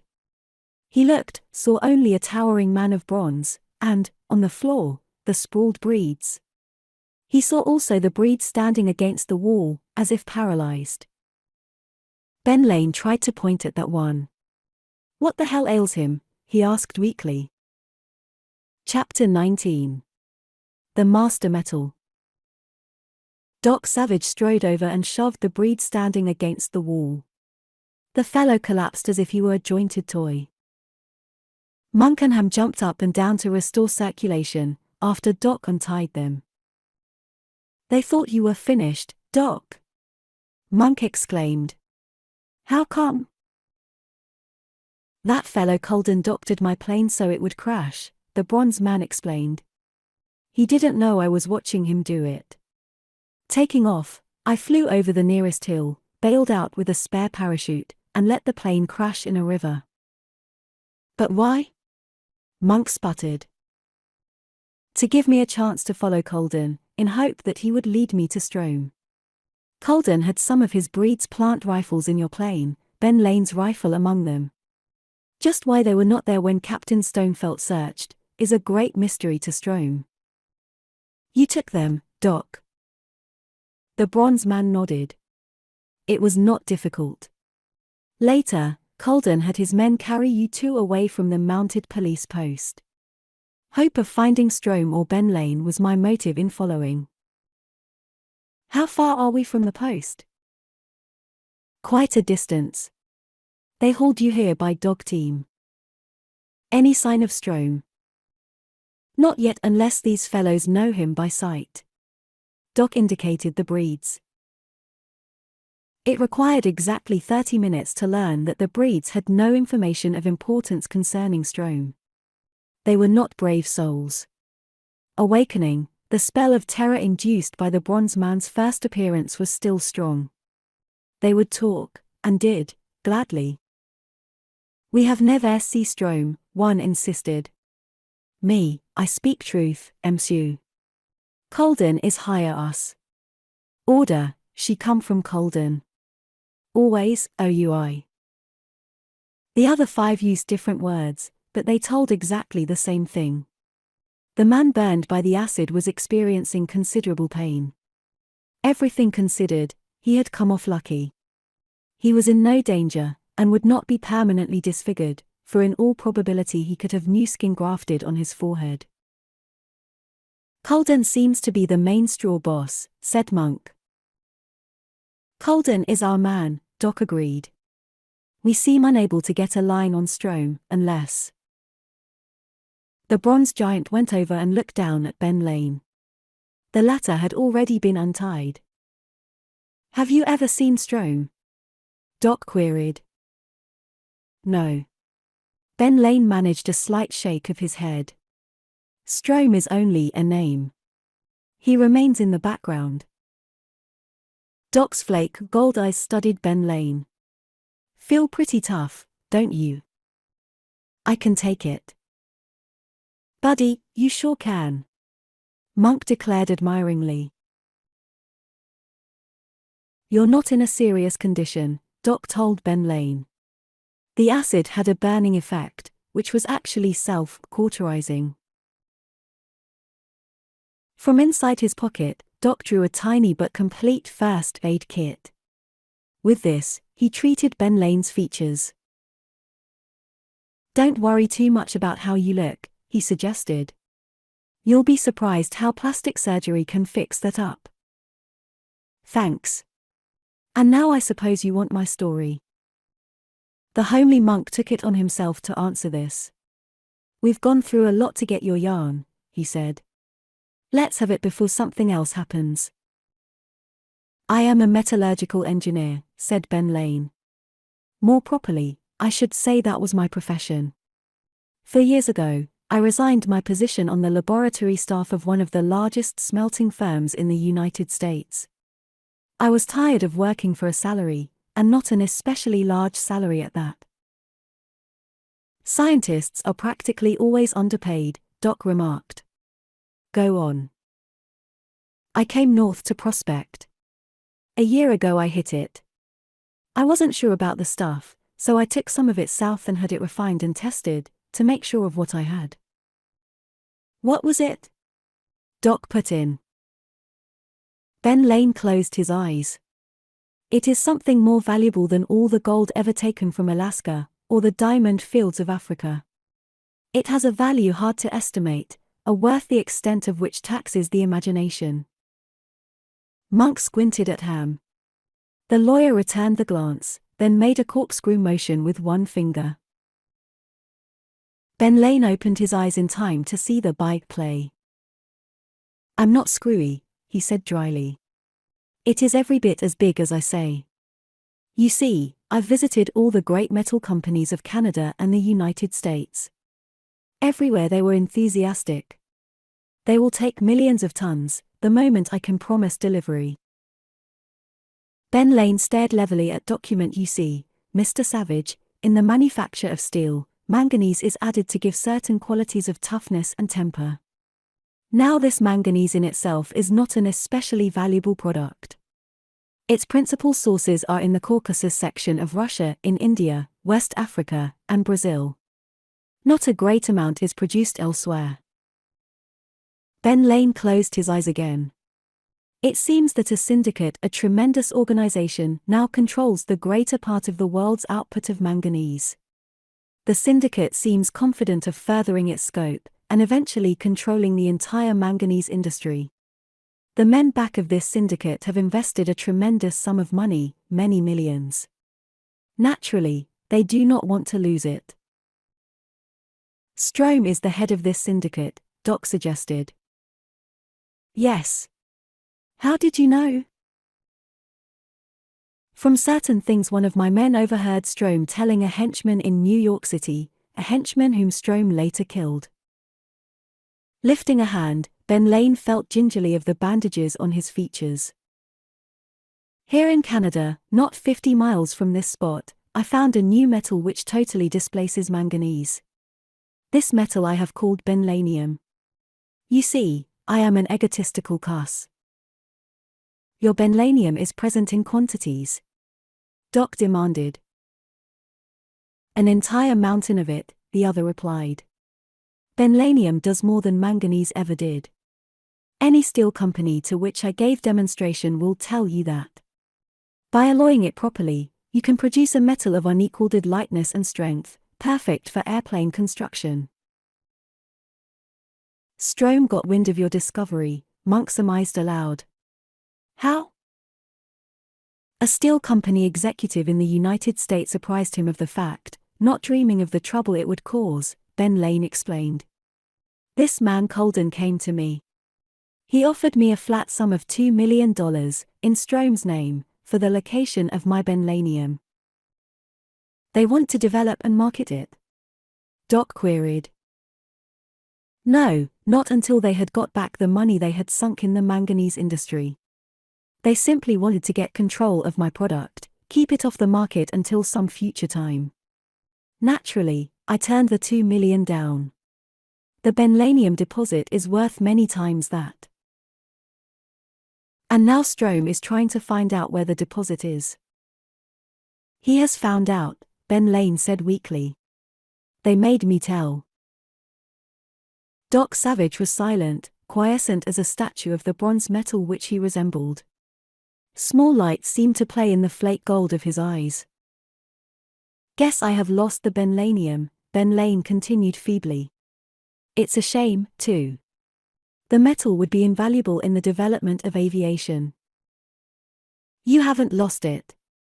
Not unless Strome whips us, Doc stated. Monk put a question. Listen, Lane, why didn't you locate claims? I was a damned fool not to do that when I made the discovery, Benlane muttered. But I didn't have much money. I decided to save the fees, to finance my trip south and test the stuff thoroughly. I came back to locate the claims and make further tests. That's why I'm here now. There are 2 or 3 points you might clear up, Doc suggested. Shoot. Did Colden accompany your 2 dog teams when you started for the railroad? No. What makes you think he did? Doc told of his landing beside the trail of the mysteriously abandoned camp, of the fantastic tale which Colden had told of invisible monsters. Colden was lying, of course, he ended. What did happen? Benlane made a small, bewildered gesture. Dongade if I know. Doc Savage said nothing, and after a time Benlane continued. It was like this, we stopped to get a meal. All of a sudden I began to feel dizzy. Then things went blank and I keeled over.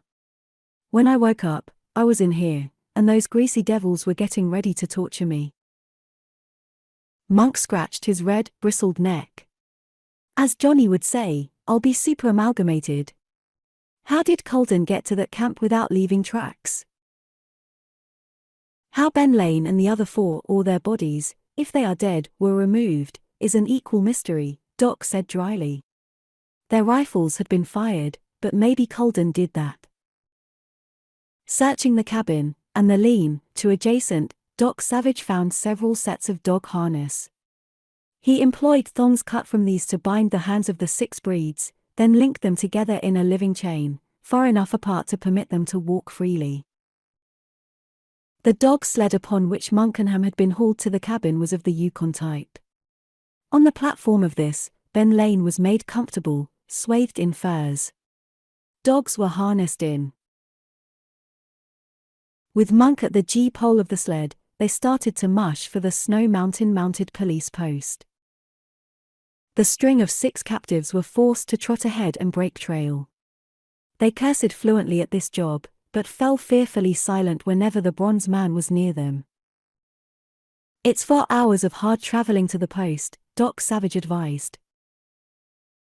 A lot can happen in 4 hours, sometimes, Monk grunted, throwing his weight against the G-pole to steer the sled between 2 naked cartonwood trees. Chapter 20.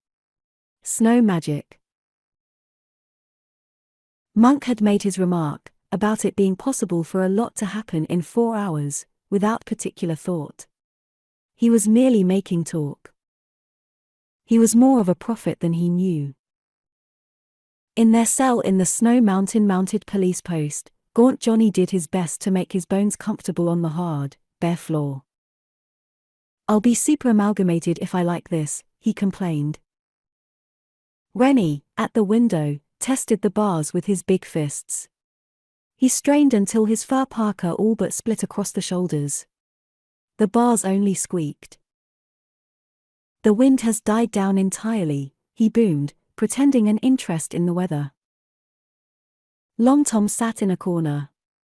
They had been fed some hours before, at the same time Monk and Ham received their ill-omened portion. The food for these three had not been drugged. The fact that they had not been doped was explained by Colden's inability to get to their food without being observed. Long Tom had not eaten his food. He had carefully wadded it in 2 round balls, which he had allowed to freeze. He now had 2 missiles equal to baseballs. "I may want to bin somebody," he said grouchily. Colden, his usual affable, glib self, sat in Captain Stonefelt's office. Privately, he was wondering when the prisoners would be fed again, and hoping he would be able to dope the rest of them. A bright, evil idea had evolved itself in Colden's mind. If all 5 of Doc Savage's men could be gotten away from the post, they could be killed, and their bodies hidden. That would dispose of them nicely. Captain Stonefelt, red-faced, more flushed than usual, had covered numerous sheets of paper with penciled circles. The mounted officers sent to Benlane's camp had returned. To a degree, they had corroborated Colden's lying. The camp had been found deserted. True, the windstorm had wiped out all tracks, but they had found the frozen platters of blood, which indicated violence. Captain Stonefelt's train of thought was interrupted. The door burst open and let a redcoat in. "2 prisoners gone," he shouted. "The ones called Monk and Ham."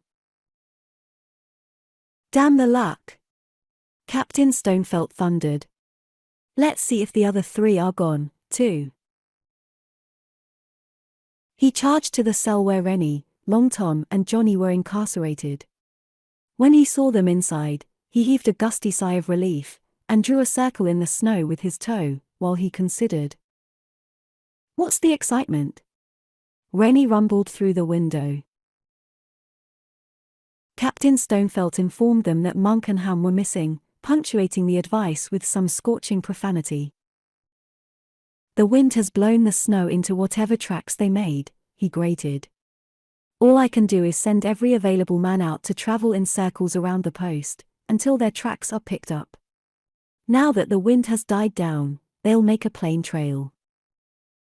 Redcoats began to leave the post on snowshoes. They carried packs, for no wise man ever ventured far in the snow country without supplies. They were light packs, however. Captain Stonefelt himself departed to hunt. He was now convinced of the guilt of the prisoners, he stated loudly. Only 2 redcoats were left behind. One had a lame ankle, the other was the cook. Colden also stayed behind, pleading fatigue.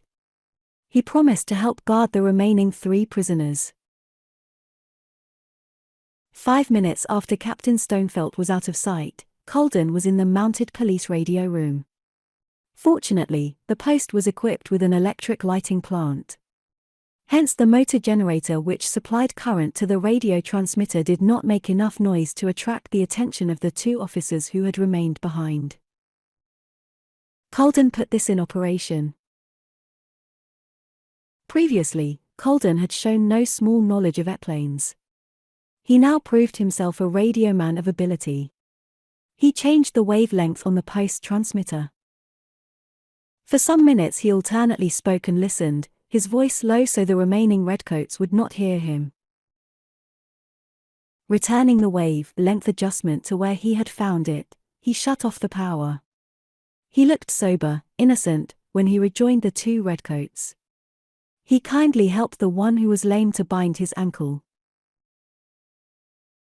Rennie, staring at Colden through the bars, thumped deep in his chest. His hands shut into tremendous blocks of gristle and bone. "I'd like to give that oily whelp's neck one good squeeze," he gritted. Long Tom juggled one of his baseball-like lumps of frozen food. "Want to peg this at him?" "Save them," Rennie said. "We may need 'em." 2 long hours passed. Toward the end of this interval, Colden showed signs of uneasiness. He glanced frequently to the westward. Finally, he released a sigh. 4 men had appeared in the west, advancing rapidly on snowshoes. No packs were on their backs. Rifles lay in the crooks of their arms. When the quartet came closer, it could be noted that their high moccasins were beaded in the native fashion. Tails of fur-bearing animals fringed their parkas. Very worn, their garb would have been improved by a washing. "Breeds," said one of the 2 Mounties, studying them. "Tough looking, too. Seems to me like there's been a lot of those birds in this section the last few weeks." Colden said nothing, but he took a position near enough the officer who had spoken that he could attack the fellow, if necessary. The 4 newcomers were arriving in answer to the summons which Colden had radioed. They already had their orders, nor did they lose time following them. 20 feet distant, all 4 snapped rifles to their shoulders. The weapons cocked in a clicking concert. "Up with Z hands, MSUs," one snarled. The 2 mounted policemen glared, but they were no fools. Up went their hands. The rifleman advanced closer. Colden also started to elevate his hands. Then he dived fingers to a pocket as if to draw a gun. Lunging, a greasy man rapped Colden over the head with a rifle barrel. Colden slumped down heavily in the snow and pretended to be stunned. This by-play was just to make it look good. One of the dark-skinned quartet looked at Rennie's long features, framed in the barred window. "We have come to rescue you, MSU," he growled. "Doc Savage sent us." Rennie drew back from the window to stare at Long Tom and Johnny. They all wore dubious expressions. "He's a liar, I'm bettin'," said pale Long Tom grimly. "Ostensibly a mendacity," agreed verbose Johnny. "If there was any rescuing to be done, Doc would do it himself," Rennie concluded. "He wouldn't enlist the aid of birds like these. Still, we'd better make sure that he didn't send them." Pressing close to the bars, Rennie called, "Dongade, if I believe you came from Doc Savage." "Oh, I. But we do. He give us orders himself." "Then you can describe Doc," Rennie boomed. "Do it." The greasy face outside became blank. The fellow was stumped. He floundered desperately for words. "Doc Savage is very strong." "For his size, you mean," Rennie suggested. The other took the bait. "Oh, strong for his size, MSU. Doc Savage is not big man." "You liar!" Rennie roared. "You've never seen Doc Savage." "We not argue about that, MSU," snarled the greasy man. "Yo will go with us." The mounted policeman and Colden, who had now gotten up from the ground, were backed against the log wall of the post and searched for weapons. Then the 4 riflemen prepared to open the cell. Long Tom hastily concealed the balls of frozen food in his clothing, whispering, "I had a hunch these would come in handy." Rennie nodded. "I hope they don't melt." The bar rattled and the door opened, followed by a small avalanche of snow. "Come out, MSU." Rennie stamped outdoors, steam from his breath spurting angrily. He stared straight at the 2 mounted policemen and said, "Get this straight, officers. Doc Savage didn't send these guys." The breed quartet gestured with their rifles. "Yo will walk away from here ver fast." "On the contrary," said a metallic, feminine voice, "you will stand very still, messieurs." Like startled owls, the 4 armed men swiveled their heads toward the voice.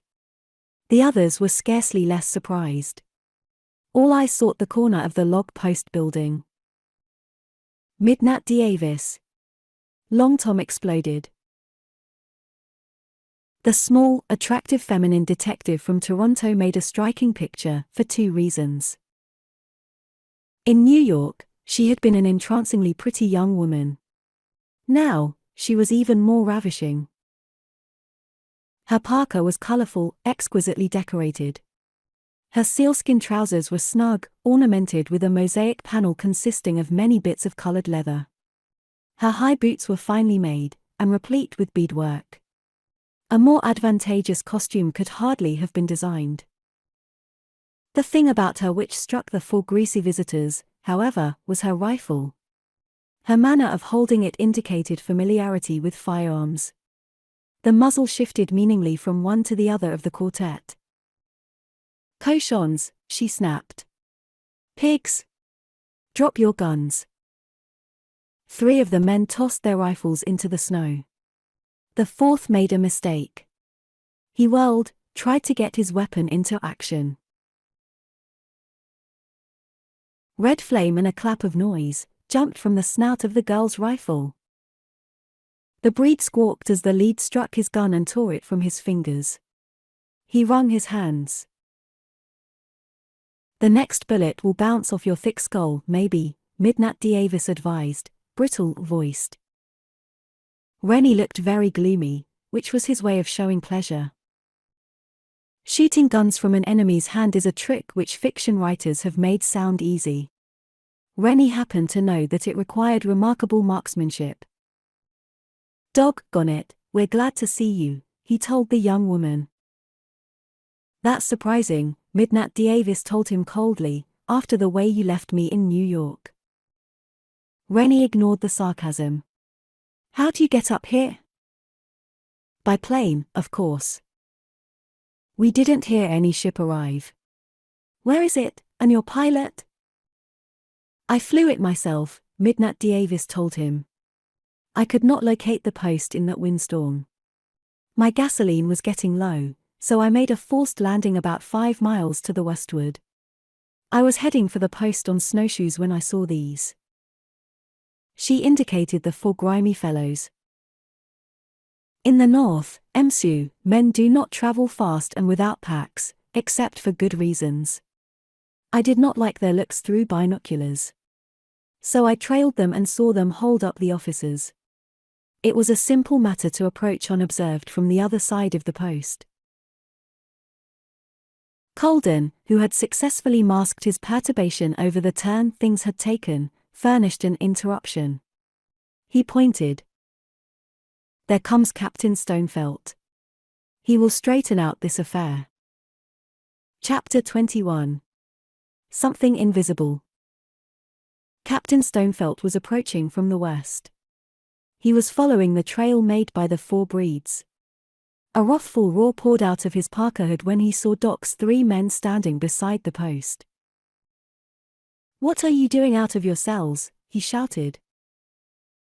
"4 men came with rifles and held us up," said one mounted policeman. "And then the girl held everybody up," ended the other officer. Rennie boomed, "We didn't want to be turned loose." "We not know a teeing," scowled a breed. Captain Stonefelt turned purple. He hated being confused, and this hodgepodge was making him dizzy. He waved his arms, and cried, "One of you at a time."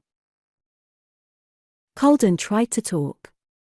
"This girl here, she—" "Shut up," growled Captain Stonefelt. Then he eyed Midnat Davis. "Who are you? What are you doing here?" "I am a Toronto private detective," retorted the young woman. "I am here to render Benlanium any assistance I can." "And why were you so free with your rifle?" "I am helping Doc Savage, too." Captain Stonefelt lunged forward, caught the young woman by surprise, and jerked the rifle from her hand. "You're in with Doc Savage, eh? Well, you're under arrest." The young woman promptly kicked off her snowshoes, in order to move more freely, and rushed Captain Stonefelt. She hit him in the eye, on the nose. She clutched her rifle and had almost recovered it, when a policeman ran forward and seized her, holding her. "W," sputtered Captain Stonefelt. "What a tigress!" Midnight Davis glared at the red-faced commandant. "You dumb baff.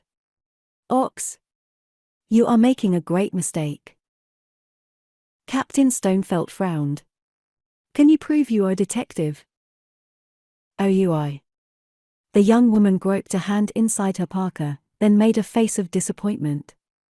"None. I left my papers in the plane." For some moments Captain Stonefelt eyed Midnight Davis. He was human. Her exquisite beauty melted him, it seemed. "I will go with you to get those papers," he said. Rennie, Johnny and Long Tom were now returned to the cell. For company, they had their would-be rescuers. Colden was a man of many talents. One of these was the ability to efface himself, to remain in the background, unnoticed, when he so desired. He was very careful to do this now. When an opportunity presented, he managed to enter the radio room. Once more he switched on the motor generator and retuned the transmitter. "Strome's headquarters?" he asked. "Yes," came the answer through the static. "Things are not going so well," said Colden. "The attempt to remove Doc Savage's 3 men from the hands of the mounted police ran into a snag." "That is unfortunate." "It is worse than that. Altogether, I do not like the way things are going." "I have even worse news," said the voice on the radio. "What is it?"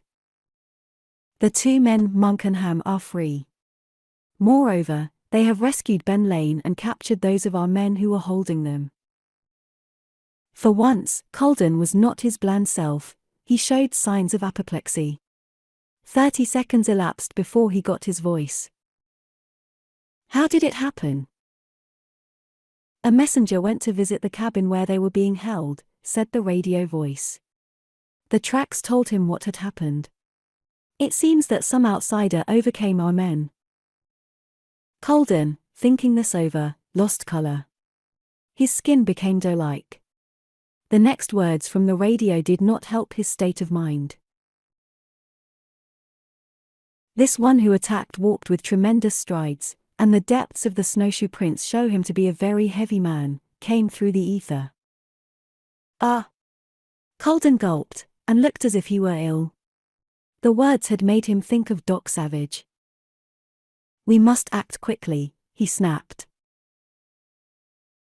There followed a volley of low, terse orders, an interchange of questions and answers.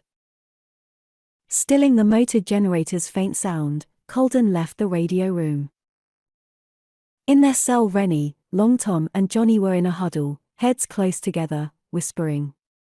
They had been talking things over and had decided it was time to do something. In the opposite corner, the 4 breeds stood and scowled at them. Rennie ambled over to the barred window. Long Tom casually dropped a hand into his parka. The 2 lumps of frozen food reposed there, they had not melted. Without being observed by their swarthy fellow prisoners, Long Tom passed one of the hard lumps to the bony Johnny. Then they went into action. Long Tom drew his arm back and popped a breed between the eyes with the frozen food lump. The fellow collapsed in a heap. Johnny downed another in the same fashion.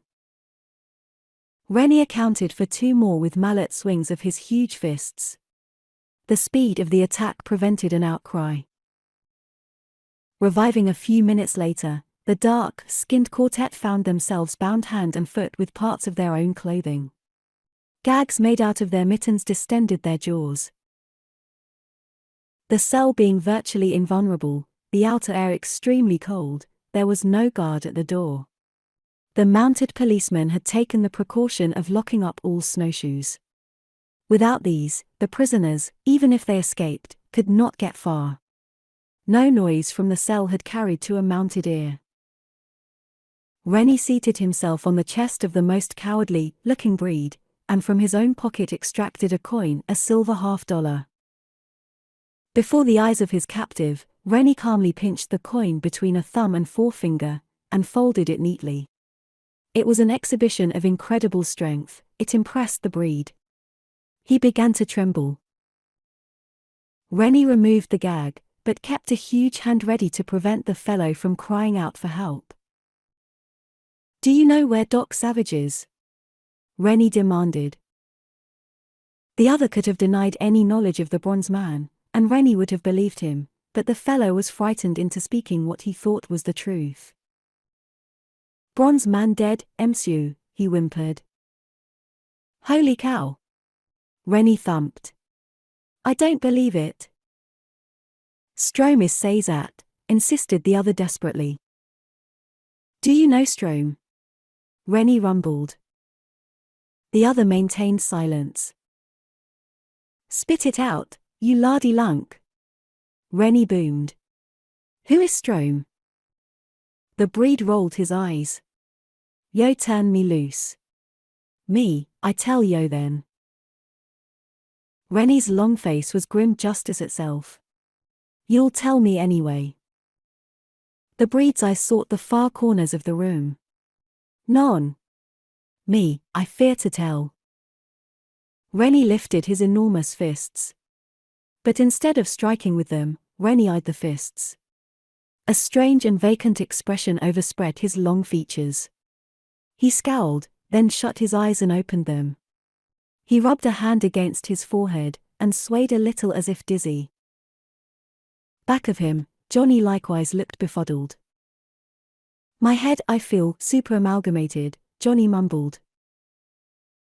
Long Tom had been hunkered down on the floor. Attempting to straighten now, he nearly fell. Great effort was required to maintain his balance. Staggering to the window, he looked out. "It's coming," he shrieked suddenly.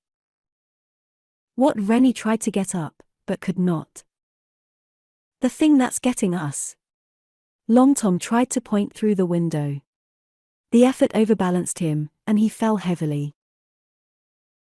"Something you can't see is getting us," Rennie thumped cavernously.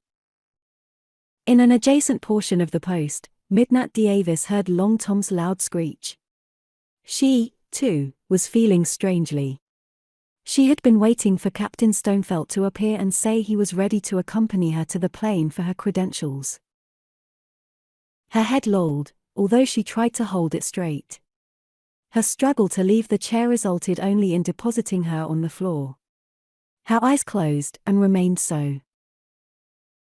A great quiet descended upon the mounted police post. Chapter 22. Corpse Plane. Doc Savage's party, Monk, Ham, Ben Lane, and the 6 prisoners were near the end of the long mush back to the Snow Mountain post.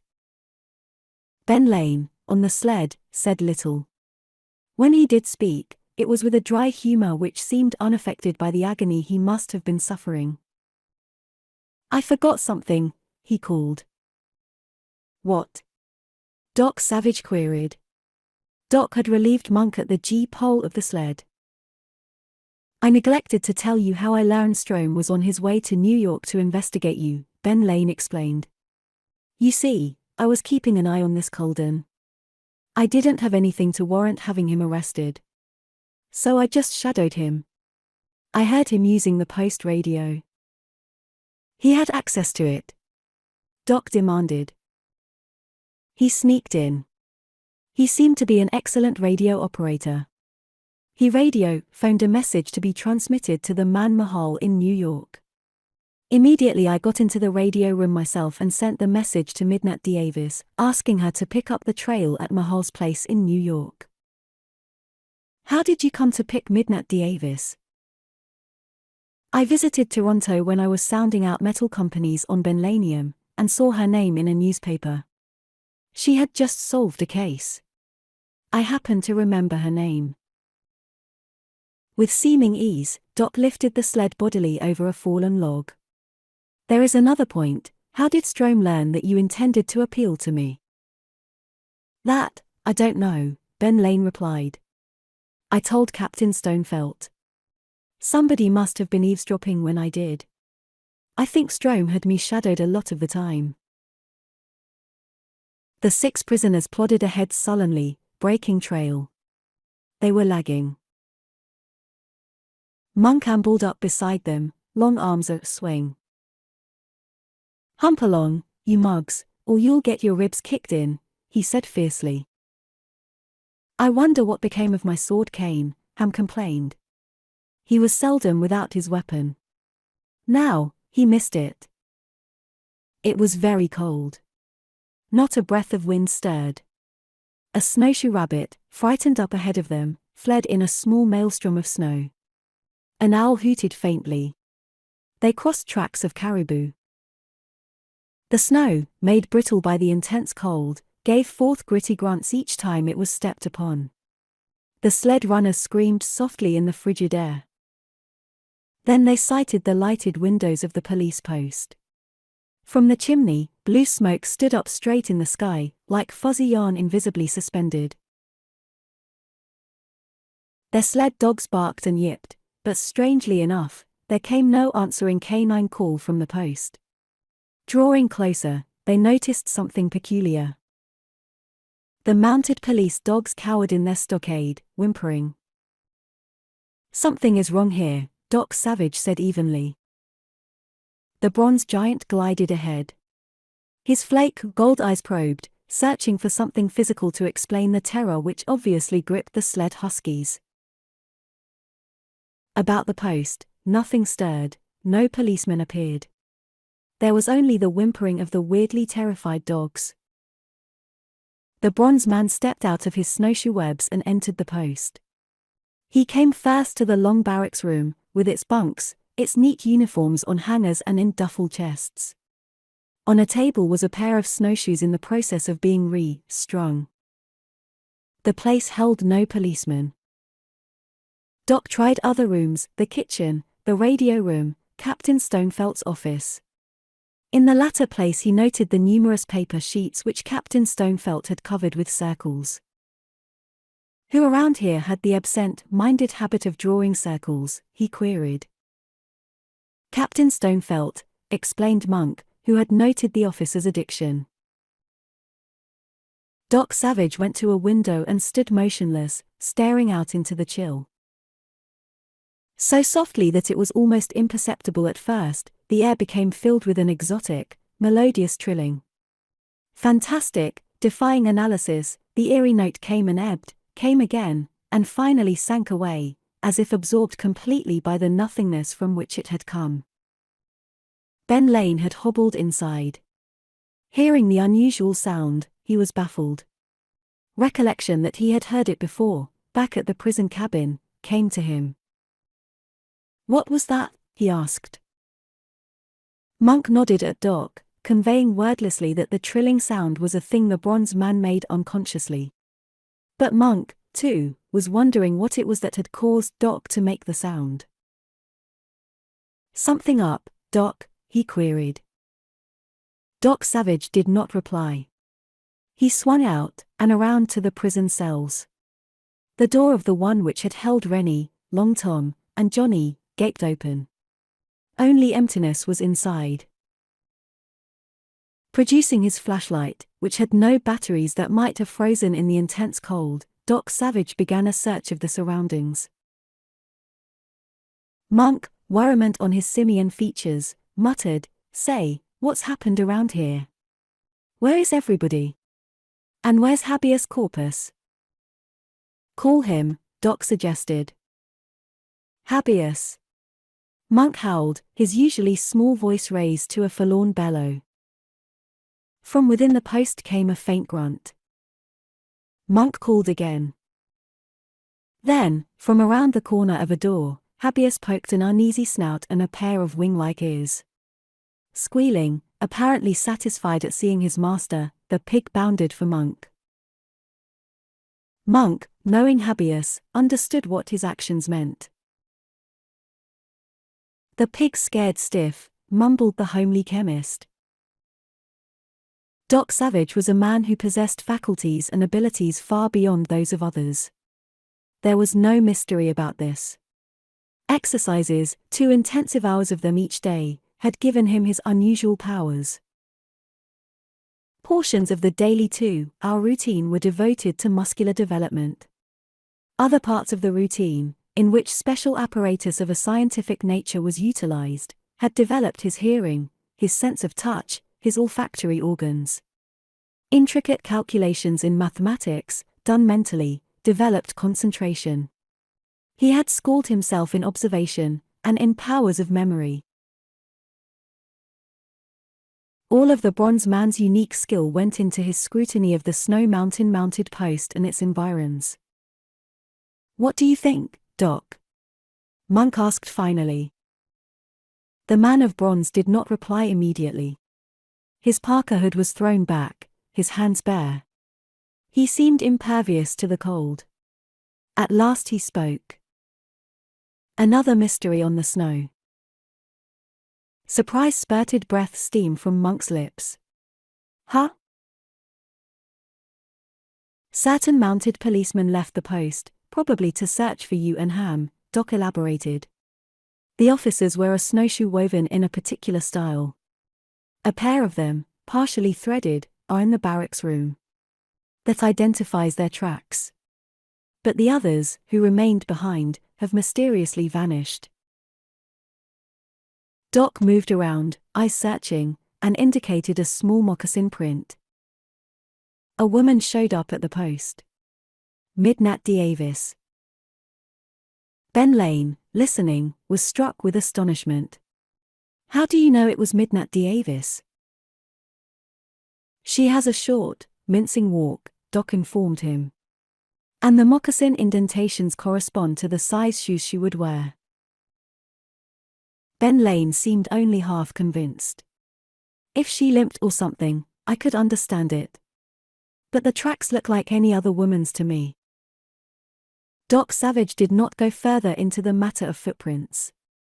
It might have taken some little time to convince Benlanium that the bronze man, thanks to his uncanny powers of observation, could glean much information where others could see nothing of interest. To Doc, footprints differed almost as greatly as the features of the people who made them. In some magical fashion, those at the post had vanished, and the agency which had wafted them away had struck terror into habeas corpus and the sled huskies. Ham had found his sword cane in the post. He switched it about violently and scowled. "Blast it, Doc," he growled, "this is as mysterious as Benlanium's camp." "It couldn't have been a dirigible that carried him away," Monk grumbled. "A blimp would have to drop a lot of ballast to compensate that weight. And there ain't no sign of ballast having fallen on the snow." Doc Savage indicated the trail which the 4 breeds had made. "We'll follow the tracks," he said. They were strangers. They took Benlanium along. "I know I'll slow you up," said the man with the acid-eaten face. "But I'll be jiggered if I like to be left behind. There's something uncanny about these disappearances. It gets under my skin." They exchanged the Yukon-type sled for a basket sled in which the wounded man would be more comfortable. Doc added a small pack of food. They set out, retracing the trail of the 4 breeds. Benlanium did not prove much of a hindrance. The dogs they had borrowed, a fresh team of the mounted huskies, readily drew his weight. A quarter of a mile from the post, Doc indicated a discovery to the others. "Midnat Davis seems to have followed the 4 breeds to the post. Note how her tracks cover theirs. She wears the tracker type of snowshoes, the form adopted by snowshoe clubs in the vicinity of Toronto. The others are wearing the Indian style, which is much broader." Benlanium, listening, eyed the bronze man thoughtfully. He was beginning to realize that this big fellow of metal possessed a knowledge which touched all things. A walking encyclopedia, that's what he is, Benlane reflected silently. And what muscles! They crossed a hill, another, then traversed a wide flat where small hills made nodular humps. Cottonwoods and willows, leafless, fringed a creek which was frozen solid. Ptarmigan flushed up from a clump of Arctic sage. They mushed over another hill. There's her plane. Ham pointed with his sword cane. Mid-twenties ship was a cabin job round of fuselage, tapering of wing. The single big motor was speed cowled. It's fast, Monk offered. It had to be, to get her up here this quick, Ham agreed. It was significant that these two were not handing each other nasty digs. The uncanniness of what they had found back at the post, the disappearances of the men, was heavy in their thoughts. What they found in the plane did not improve their state of mind. Doc reached the craft first. He looked in and kept on staring, perfectly motionless. The trilling sound, which was his particular property, trebled up faintly, like a far-away, half-lost lament. Monk came alongside, stood on tiptoe and peered in. He sagged back suddenly and turned away. No breath steam came from his lips. "What is it?" Ham demanded. "The plane is full of dead men," Monk said strangely. Chapter 23. The White Terror. "Rennie, Long Tom, Johnny!" Ham yelled shrilly. "Is it them?" Monk shuddered. "There's 4 of them. They're lying so you can't see their faces." Doc Savage opened the cabin door. He moved the bodies until their features were distinguishable. The cadavers made clumping sounds, like logs of wood, when he shifted them, for they were frozen. Stepping back, the bronze man lifted Benlane and helped him to peer into the plane. "Know them?" he asked. "A mounted policeman, 3 natives." Benlane gasped. "Know them?" Doc repeated. "They are the men who started for the railroad with me," Benlane cried. Monk, overcoming his first shock, made a second scrutiny. "Look how they were killed," he gulped. Not a pleasant sight, this one to which Monk had called attention. The dead men were laid open in great rips. They were deep, those gashes. They cleft through bone, muscles, and internal organs. Benlane suddenly began to tremble. The tremors shook him from head to foot. "Those wounds," he choked. "That story Colden told about something invisible devouring them. Those holes look like the teeth marks of some gigantic beast." Doc helped the wounded man back to the sled, bundled him in the basket with furs, saying nothing the while. Then he circled the plane. Monk started after Doc, as if to corroborate the findings. What they found seemed to make him more miserable than ever. There were no departing tracks other than those made by themselves and mid-twenties. "The bodies must have been in the plane when she came," Monk said jerkily. In the sled, Benlane's teeth made jerky clickings. "I really know very little of mid-twenties. As I told you, I remembered her name from a story I read in a Toronto paper." "Do you think she's connected with Strome?" Ham asked, apparently to himself. No one answered him. Doc Savage closed the plane door, making sure the latch caught. Then he straightened out the dog team. "Mush," he commanded. The huskies twitched against the traces, showing anxiety to leave the plane and its macabre contents. They returned to the trail of the 4 breeds. It led westward 2 miles, and terminated at a ramshackle cabin. The interior of this structure held cooking necessities, flour, beans, salt. A caribou haunch dangled from the roof peak. There were furs, not many of them, which appeared to have been caught within recent weeks. There was no stove in the cabin. Cooking had been done in a makeshift fireplace. There was no one present. The one modern touch was a compact, portable radio transmitter and receiver.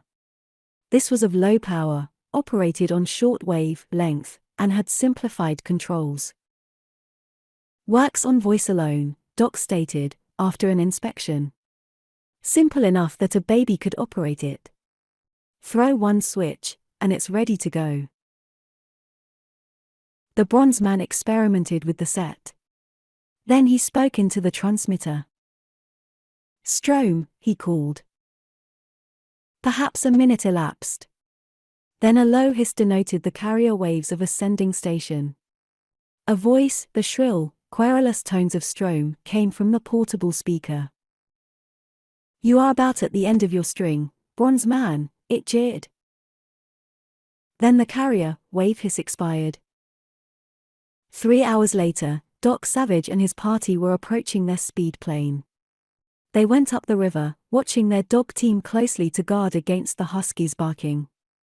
Scrutiny from a nearby hilltop had shown that mounted policemen, sent out to hunt for Ham and Monk, had returned to the post. Doc did not want to draw their attention. "You said it," Monk had agreed. "We'd have a tall time explaining things now. Anyway, we've got to clear this up or they'll grab Midnat Davis for murder." "Maybe she did have something to do with it," Ham snapped. "Do you think so?" Monk scowled. "I don't know," Ham said uneasily. "I hate to think so." The plane furnished them with fresh shocks. "The fuel tanks!" Monk exploded. The big plane carried its fuel in wing receptacles. These had been ripped open in enormous slashes and jabs, some large enough to admit a man's foot. "That could have been done with an axe," Ham declared, then halted, and his eyes popped. "But there are no tracks." This was true. The earlier windstorm had smoothed the snow around the plane. It was absolutely bare of indentation. Monk pointed at the gasoline. "The fuel was spilled since the windstorm, that's obvious." Doc Savage, after scrutinizing the holes in the plane, clambered into the cabin. His equipment, contained in metal boxes of light, stout construction, was intact. Each box bore a number. Doc selected 2, carried them out and loaded them on the dog sled. Monk pointed at the spilled fuel, at the holes in the wing tanks. "This thing is beginning to get me," he puzzled. "Once more, you'll notice that the snow around here bears no sign of dirigible ballast." "Get your portable laboratory out of the plane," Doc directed. Monk complied. This case also was added to the sled load. "Feel equal to more traveling?" Doc asked Ben Lane. "Sure, if it'll help any." The discoverer of Benlanium managed a faint note of cheer. "We're going after Strom," Doc told him. "Then I'm with you." "Where is your mountain of Benlanium?" "Due north," said Ben Lane. "You can't miss it. It's the blackest mountain in the region. The black color is caused by an oxide of my Benlanium metal." Doc mushed the husky team. The dogs, freshened by the short breather, set out at a goodly clip. The party went north and kept moving fast, until the dogs began to pant and lag. Doc called a rest halt. Then he called to Monk. "Get your laboratory, Monk." "Huh?" A look of surprise was on Monk's face. "We're going to do some high-speed analyzing," Doc informed him. Monk carried his case of apparatus to a nearby drift and, wading and kicking and stamping, made himself a place to work. He opened his portable laboratory. It required someone skilled in chemistry to realize its completeness, its infinite compactness. Such an individual would have been astounded. From his clothing, Doc Savage produced a flat case which, once opened, yielded several bottles. "At Ben Lane's camp where I met Colden, I took samples of the snow, the air, and pieces of outer tree bark," the bronze man stated. "The snow is now melted, of course, but that makes little difference. I'm to analyze it? Monk demanded. Exactly. The homely chemist went to work. Secretly, he wondered why Doc did not conduct the analysis himself. The giant of bronze, Monk was not ashamed to admit, was his superior as a chemist. Doc had studied that profession intensively, just as he had pursued many other lines of knowledge. Doc Savage, however, wished to question Benlanium. Describe exactly the contour of the region around your mountain of Benlanium, he directed. The man with the acid-marred face complied. The mountain, he explained, was surrounded by some extremely rough terrain, gullies, canyons, unscalable cliffs. That's one reason I didn't locate claims, he added. The mountain is not easy to get to. Moreover, there are few prospectors, this not being a region noted for mineral wealth. Any bad canyons to cross? Well, one. It swings around to the eastward, and is narrow and pretty deep. But we can make it. With a noisy grunt, the homely monk extinguished the flashlight which had furnished illumination for his work, and folded up his laboratory. He had completed the analysis with miraculous speed. Monk possessed a small device perfected by himself, which, utilizing a combination of electro-chemistry properties, enabled him to ascertain the composition of any substance almost instantaneously. This device had a big brother which the more learned chemists of the industrial world had begun lately to employ. Argon, krypton, oxide of hydrogen, xenon, carbon dioxide, Monk said, and took a fresh breath. Then he launched into a more involved stream of chemical terminology, naming what he had found. Ham, a bystander, wrinkled his brow perplexedly. Chemistry had been one of his courses in college, but he was quite sure he had never before heard at least 2/3 of the words Monk was using. Excellent, Doc said, when Monk had finished. Monk grinned widely. You say that stuff I analyzed came from around Benlanium's camp? Right. Then I think I understand the solution to these mysteries on the snow, Monk declared. The analysis furnished the clue. Let's get moving, Doc suggested. If we're fortunate, we'll find Strom near the mountain of Benlanium. Before mushing the dogs, Doc Savage opened the 2 cases he had removed from the plane. One of these held stubby repeating shotguns. These differed from the regular sporting goods store weapon in that breech and barrel parts were of singularly stout construction. The second case held shells to fit these weapons. There were ball cartridges, gas shells, shot shells, flare shells, explosive bullets, ammo for all purposes. Each row of shells bore its distinctive identification mark. The shotguns were charged with shells which the bronze man selected. The case did not hold many of the particular cartridges which he chose. There seemed little likelihood of a need for these missiles here in the north, he stated. As a result, we have only a few. Try to make each shot count. Doc distributed the shotguns.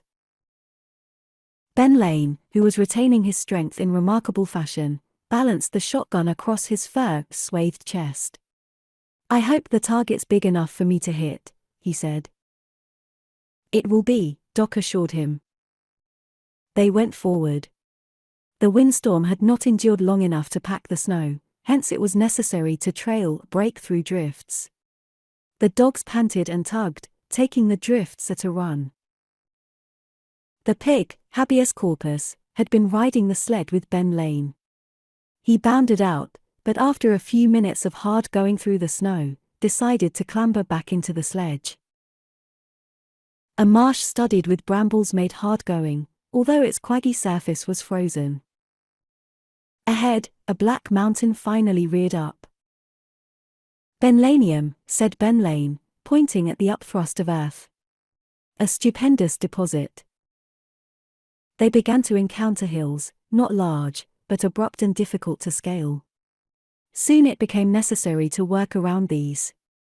Spruces became stunted, then almost non-existent. To the north, the aurora borealis had lost some of its eerie splendor.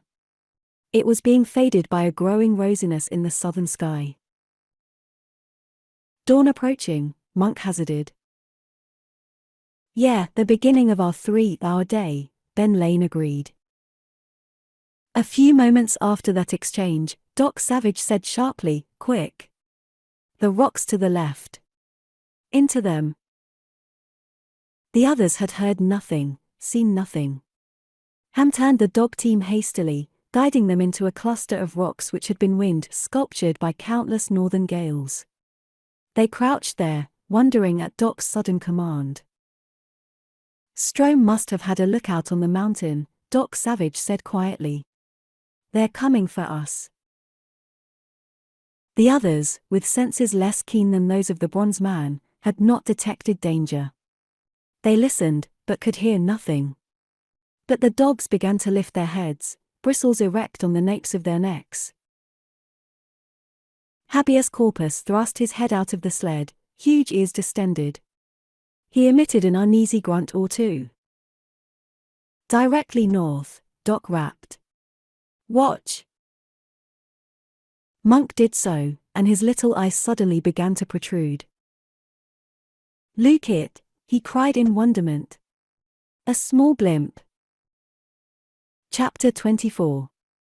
The Upset. The airship was painted an unrelieved white. The bag, alone, was not of alabaster hue, but the gondola and engines, even the dangling hand lines, as well.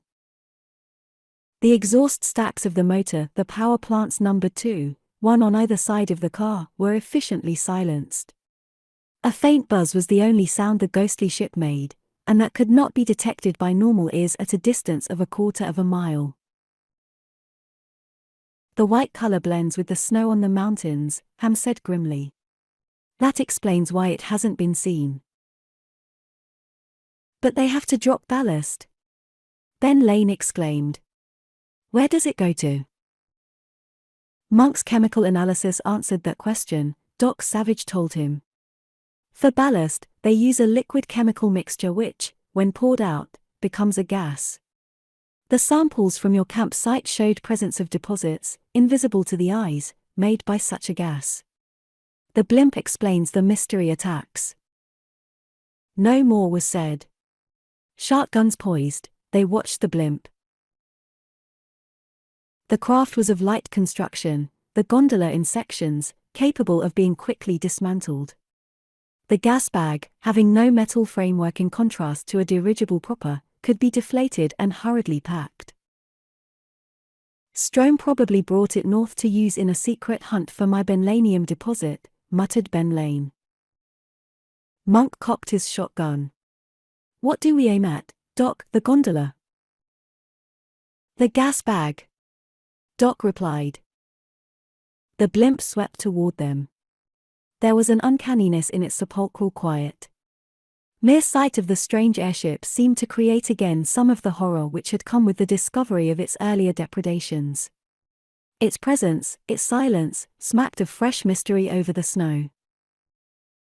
The blimp slowed, began to hover motionless. A man leaned out of the gondola abreed. He slanted a rifle, aimed and fired. With a coughing sound, his bullet lost itself in the near-by snow. Echoes rebounded, whooping. "They started it," Doc said, quietly enough. "Turn loose, brothers. The gas bag." The bronze man aimed, put weight on the trigger, and the reinforced shotgun made an unexpectedly loud noise. Muscular giant though the bronze man was, the recoil jarred him. Ham, firing a split second later, was upset completely. Monk grimaced at the terrific kick of his own gun. "Golly," he gulped.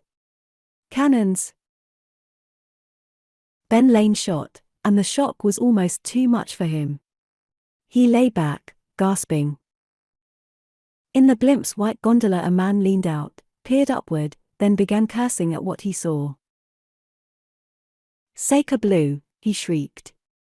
They are cut Z-bag to pieces. He had not exaggerated. The missiles the shotgun fired with such pronounced recoil were diminutive chain shot, two blobs of metal connected by a saw-link chain of tough alloy. They opened ragged apertures each time they struck. The ghost blimp began sinking, to the profound horror of the crew. Frantic hands on the rudder wheel sought to sheer the ship to one side. The move succeeded partially, but it became obvious the craft would strike within 150 yards of Doc and his men. Doc opened the ammo chest on the sledge. A fresh type of shell for the shark guns came out. "Gas," he said. "Let them have it as soon as they land." His simian face all a grin, Monk charged his gun. Doc Savage whirled abruptly to look behind them. He stared perhaps 10 seconds. Then, very slowly, he laid his shotgun in the snow. Monk glanced around. He, too, deposited his weapon in the white flakes. Mounted policemen, red coats showing inside their parkas, had crept close under cover of the blimp fight. They had stubby service rifles leveled. Hard resolve sat on their features. They were in no mood to be trifled with. "Luckily, we decided to take a look at your plane," the mounted spokesman growled. "We found your trail and followed it. We saw what just happened. Attempt to kill those in the airship can be added to the charge of murdering Ben Lane." "You numbskulls!" Ben Lane shouted weakly. "I'm Ben Lane." The officer showed teeth in a cold grin.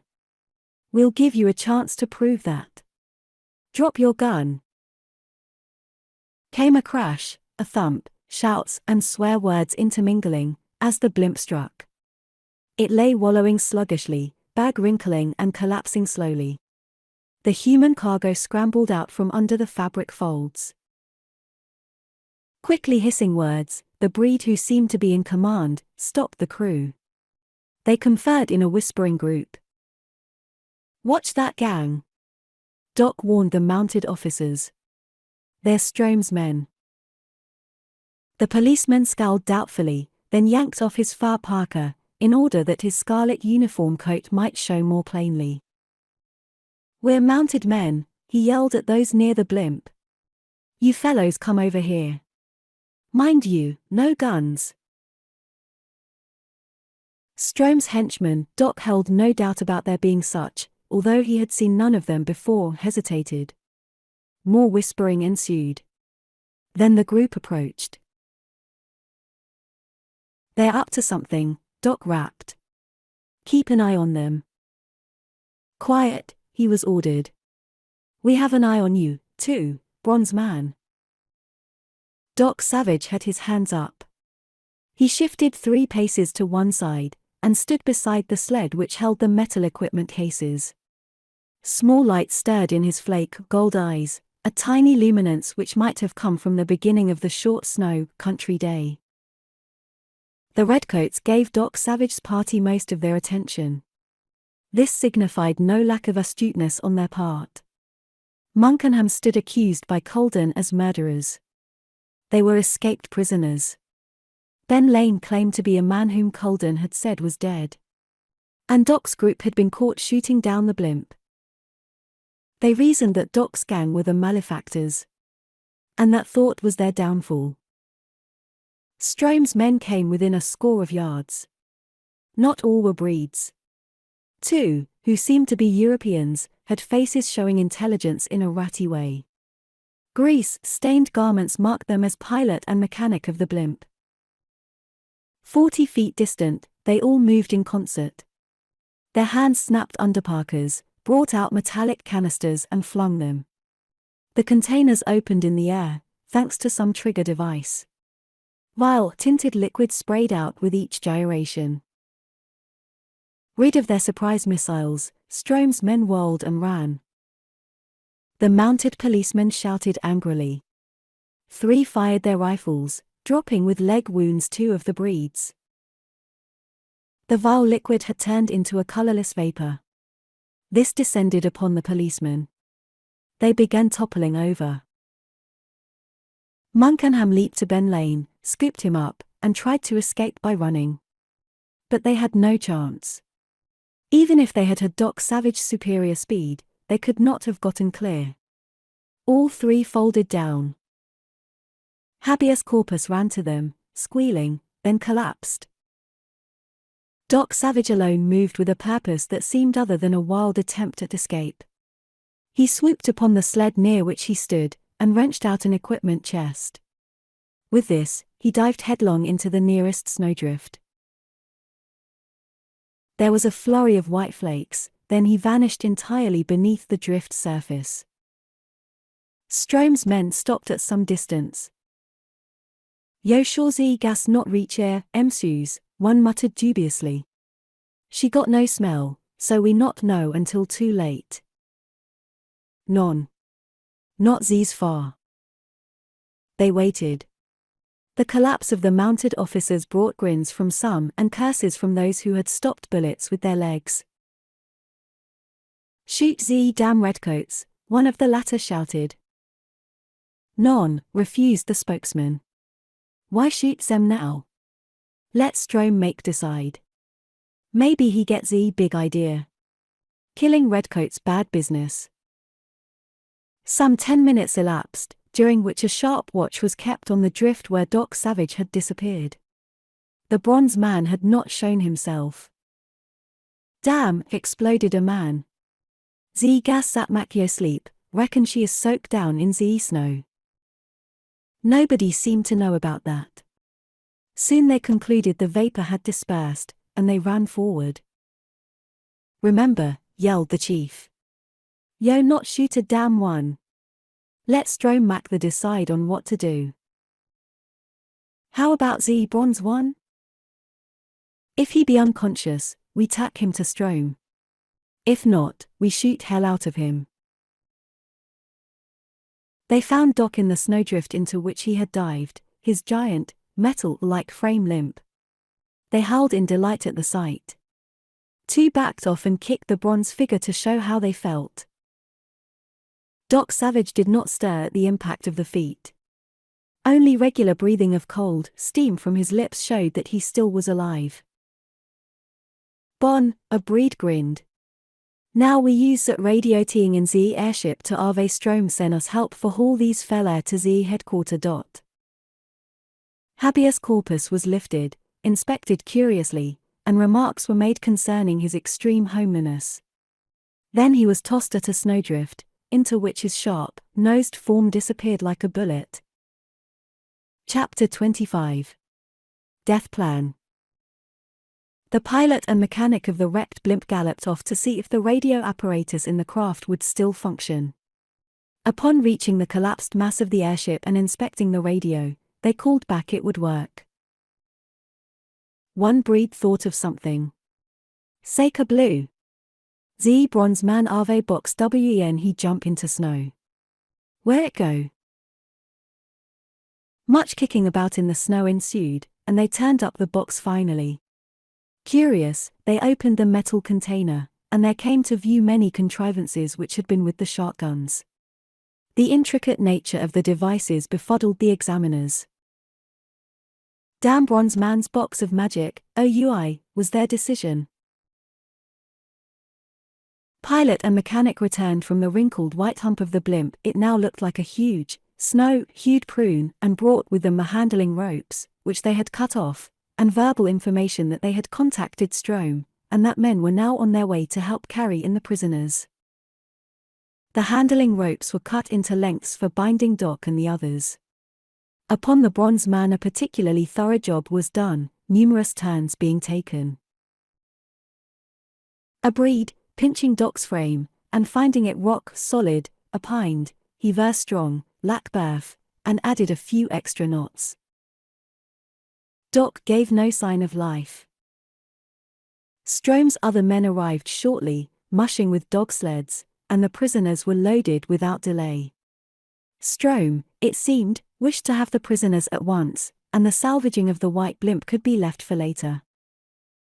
The mush to headquarters was marked by a lack of conversation. Breath was needed for traveling in the deep snow. Headquarters proved to be two large cabins in the very canyon which Ben Lane had indicated to Doc Savage might be difficult to cross. The structures showed by the newness of axe marks that they had been built within the last few weeks. There were no chimneys, and the cabins stood below a great sloping cliff. A radio aerial was slung above the rooftops. Obviously, the cabins were intended to attract no notice. The lack of chimneys hinted at gasoline stoves for cooking and heat. The cabins were close together, with an alley-like space between them which had been closed off with walls of spruce poles, and on which had been nailed bark, crudely hacked slabs, and even a few caribou hides. The pen-like enclosure thus made served as a sort of hangar for the strange white blimp. There were two planes in the enclosure.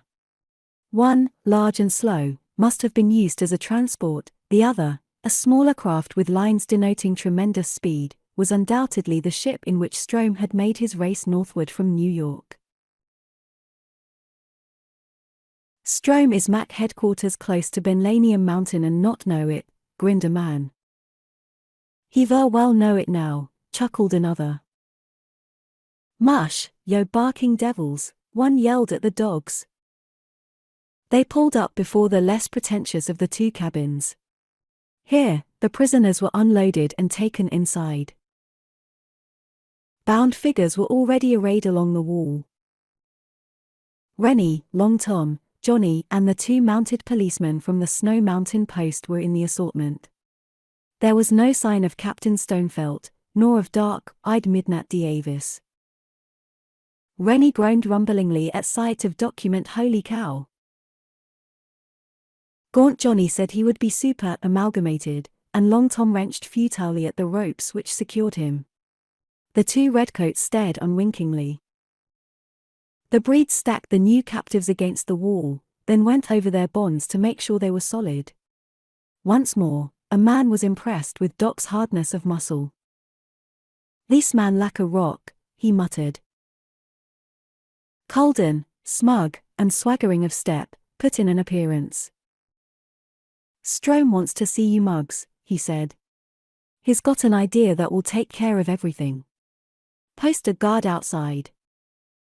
"What about ZE2's at Redcoat's shooting leg?" "Strome'll fix them up." The men filed outside, closing the door as they departed.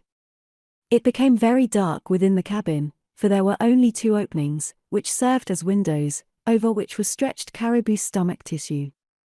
Moreover, it was exceedingly gloomy here under the shadow of the cliff. Rennie groaned. "I wonder how long it'll be before Doc comes out of it." "Depends on how long ago he was gassed," Long Tom offered. "The stuff kept us under for about 2 hours. Rennie opened his mouth to make a further comment, and was dumbfounded when his own cavernous tones, or it seemed they were his own, came thumping from a spot in the pitch dark several feet away. "Lay off the talk, you guys," said the voice. Rennie wet his lips, wondered if his ears had turned practical jokers, then suddenly understood. "Doc Savage." The bronze man had spoken. The metallic giant was a master of voice mimicry. He was directing them to remain quiet, and using Rennie's voice so that the guards outside would not suspect he was conscious. Doc Savage silently stood erect from the sitting position in which Strome's hirelings had placed him. At no time on the long trek to the headquarters, or before, during the gas attack in the snow, had the bronze man been unconscious. Diving into the snowdrift during the gas attack, he had plucked a mask from the metal equipment case, donned it, and only removed it when the vapor was dissipated and he had heard Strome's breeds coming to investigate. Their words that the captives were not to be slain immediately had moved Doc to pretend unconsciousness, so he had thrust the gas mask away, knowing that to return it to the case might arouse suspicion. Temporarily, he knew, there was no danger. He wanted to find his companions. In tying Doc, the breeds thought they had done a good job. They would have been thoroughly shocked at what happened now, for the bronze man had kept his great muscles tense during the tying, and the ropes were actually only moderately snug. He twisted and squirmed, Coiling thews rose in great mounds, like cats arching their backs under his bronze skin. A knot gave, a rope parted, and other strands slipped. 30 seconds after his effort began, Doc quietly lowered the coils to the dirt floor and stepped clear. Then he listened intently. Outside, snow squeaked as the guards stamped about, keeping warm. These sounds, small as they were, echoed back from the cliff. From the other cabin drifted a jumble of talk noises, none of it understandable. A wolf howled somewhere in the canyon, and that unholy note was unnaturally loud, thanks to the towering walls. To Rennie, Long Tom, then Johnny, Doc moved in turn, acquainting them with his freedom in a voice which could be heard outside, then untying their bonds. Monk, Ham, and the redcoats were also freed, although the latter, except for the two Mounties who had been seized with Rennie's party, were still in a doped sleep. 10 or 15 minutes more should see them awakening, Doc breathed. That is, if the gas effects last 2 hours, as you said. 2 hours is right, Long Tom agreed. Where are Captain Stonefelt and the girl? They were taken away, for questioning, Strome's rats told us, Rennie answered, experiencing trouble in keeping his deep rumble to a whisper. Where's Habeas? Asked a faint voice. It was Monk. With his toughness of fiber, he had been first to awaken. Doc glided over to him. The pig was left behind in a snowdrift, he advised. He'll be all right.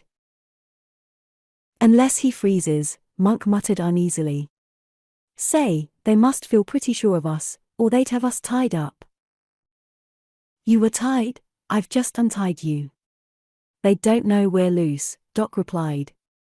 But we're a long ways from out of this, or taking care of Strome. Ham revived next, then the mounted policeman. One of the latter breathed an apology to Doc Savage. What jolly goats we turned out to be, he declared. You fellows were doing your duty, and no higher compliment could be paid, Doc told him genuinely. You seem to be a man of miracles, murmured the cop. You don't happen to have smuggled a gun in, eh? They searched me, Doc advised. But they neglected. He did not finish. From the direction of the other cabin a shrill sound piped, feminine and angry. It was Midnight Davis, and she cried out again. Blows smacked, the squeaking of snow indicated a struggle. A man was shouting wrathfully as well, and his voice was one entirely strange. They had not heard it before. The sounds came closer. The girl and the man, the stranger, were being carried to the cabin, and fighting against it. The door bar rattled, the panel came open, and Midnight Davis came flying across the threshold, propelled by angry arms. A man was flung after her. He was a burly man, somewhat ruddy of countenance, with a prominent nose that was now streaming crimson, and pale blue eyes, one of which was swollen nearly shut. This was the individual whose voice had not been heard before. He wore a regulation red mounted police coat, from which a sleeve had been ripped. The door slammed quickly, Strome's men not having seen, due to the darkness, that those inside were free of their tyings. Midnight Davis cried out frantically. They have sent a man up the cliff, she shrilled. He is to use dynamite, MSUs, to start avalanche that will bury this cabin so deeply it will never be discovered. Outside, Colden bellowed, grab your stuff and get away from the cabins. Strome's orders. We're to move the planes, too. Doc Savage was already at the door. He exerted pressure on it, but the timbers hardly shifted. He explored with sensitive fingertips, and knew instantly that the panel would defy even his tremendous muscles. The windows got his attention next. He did not rupture the caribou tissue panels, for the openings were too small to pass even the smallest of the men in the cabin. Midnight Davis cried, the door. Try to smash it. "Get away from the door," Doc ordered. That was the first midnight Davis knew of the bronze man's presence, for the darkness in the cabin was dense. The quality of quiet strength in his voice caused her to go silent. "Monsieur Savage, you hear?" she said in a voice that held stark horror. "How awful." Not a man in the room, hearing her, but knew what her words meant. The young woman was in love with this mighty man of bronze. The fact throbbed in her voice. And the fact that he was in danger affected her even more profoundly than her own peril. As Monk said in an aside to Ham, "Doggone it. She's sure tumbled for document. She's more worried about him than herself." Doc Savage himself said nothing. He had not missed the quality in the exquisite voice, and, although a light on his metallic features at that instant would have shown no expression, he was moved more than a little. The bronze man sank to the floor, and pulled off one high moccasin, then the other. These lined, not with the usual sheepskin or rabbit fur, but with what might have seemed to an experienced northerner, somewhat inefficient felt. But that felt possessed special qualities. Doc picked the lining bodily from each moccasin. He dived to the door, twisting the linings together as he did so. By the time he reached the heavy door, he had a rope of felt perhaps 2 feet in length. With stiffened fingers, he corked the felt rope under the bottom of the door. Then, moistening a fingertip on his lips, he dampened one end of the felt twist. Back, he rapped, and pitched to the far side of the cabin. The others followed him. Huddled against the wall, they watched the door. First, their nostrils detected smoke scent, as of something burning. Then the end of the felt, where it had been moistened, began glowing redly. Finally, flame spurted out in a tiny tongue. Instantly, there was a flash of such brilliance that their eyes ached for moments afterward. Concussions, a titanic slap of sound that seemed to smash air through their ear drums, accompanied the gush of white. The door was rent apart, axe-hewn timber splitting as if lightning struck. A full half of the panel slapped across the cabin, the rest went outdoors. Chapter 26. Habeas does a bit. Doc Savage was through the door while splinters still boiled in the air. Colden stood a dozen feet to one side. He held a rifle, but it was loose in his hands, and he goggled, stupefied by the unexpectedness of the blast. He had no idea what had caused it.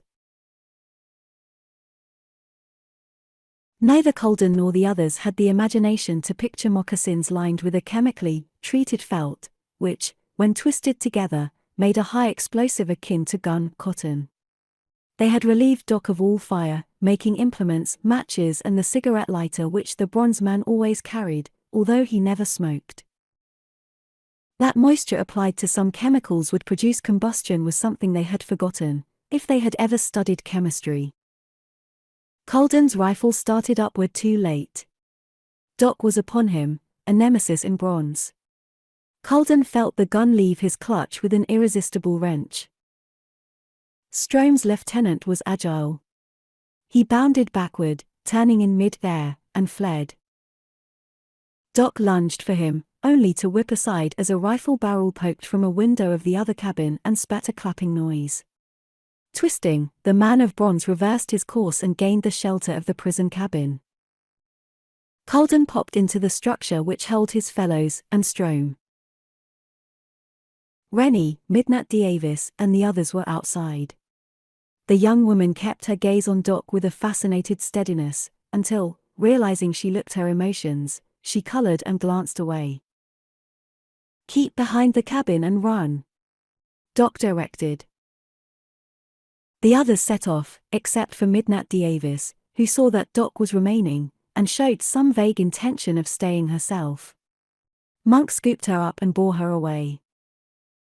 The rifle in the other cabin was rapping steadily.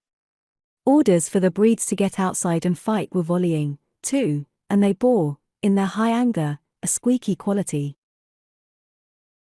It was the voice of Strome, although only vaguely like the artificial tones with which he had addressed Mahal in New York City. Doc lunged around the cabin corner, his rifle whacked. There was no human target in sight, but one of the rifle barrels protruding from a window bent slightly under the impact of his jacketed slug. Considering that he was firing a strange weapon, it was not a bad shot. The bronze man himself now retreated. He looked upward at the cliff face and gave a terrific spring to one side. A bullet, striking about where he had stood, knocked up snow. The man who had been dispatched up the cliff to start the avalanche had sent the missile. Doc moved to snap lead back, but the other, a cautious soul, ducked from sight. Doc continued his retreat. In the cabin, Strome still swore shrilly at his men trying to get them outdoors. But they had more conservative ideas. Zat Bronze won, he could hit gnats on Z wing, a breed wailed fearfully. Doc kept a watch upward and soon saw something to warrant uneasiness. The man with the explosive was moving along the steep slope above, sheltered by the boulders and snow. His purpose was plain. He intended to get into a position where he could hurl his dynamite, no doubt already capped and fused, down upon Doc and the others. Doc lifted his rifle, but the other was sharp of iron too quick, ducking among the many boulders which clung to the steep slope. The canyon bed veered, and Doc, calculating swiftly, realized that the other man would head them off, since he had to traverse a shorter distance to get around the angle. Doc and his party would be forced to go several yards beyond, to round an outthrust of stone. Doc Savage halted, lifted his rifle and aimed deliberately. Long seconds elapsed before the shot came. Its echoes cackled and whooped in the canyon. High above, at the spot where the man with the explosive was traveling, Doc's rifle bullet knocked a small boulder from its foundation of ice and snow. The boulder jumped downward. It knocked loose another stone, then a third, and these in turn dislodged others. Thus the avalanche started, slowly at first, with a few great rocks hopping along.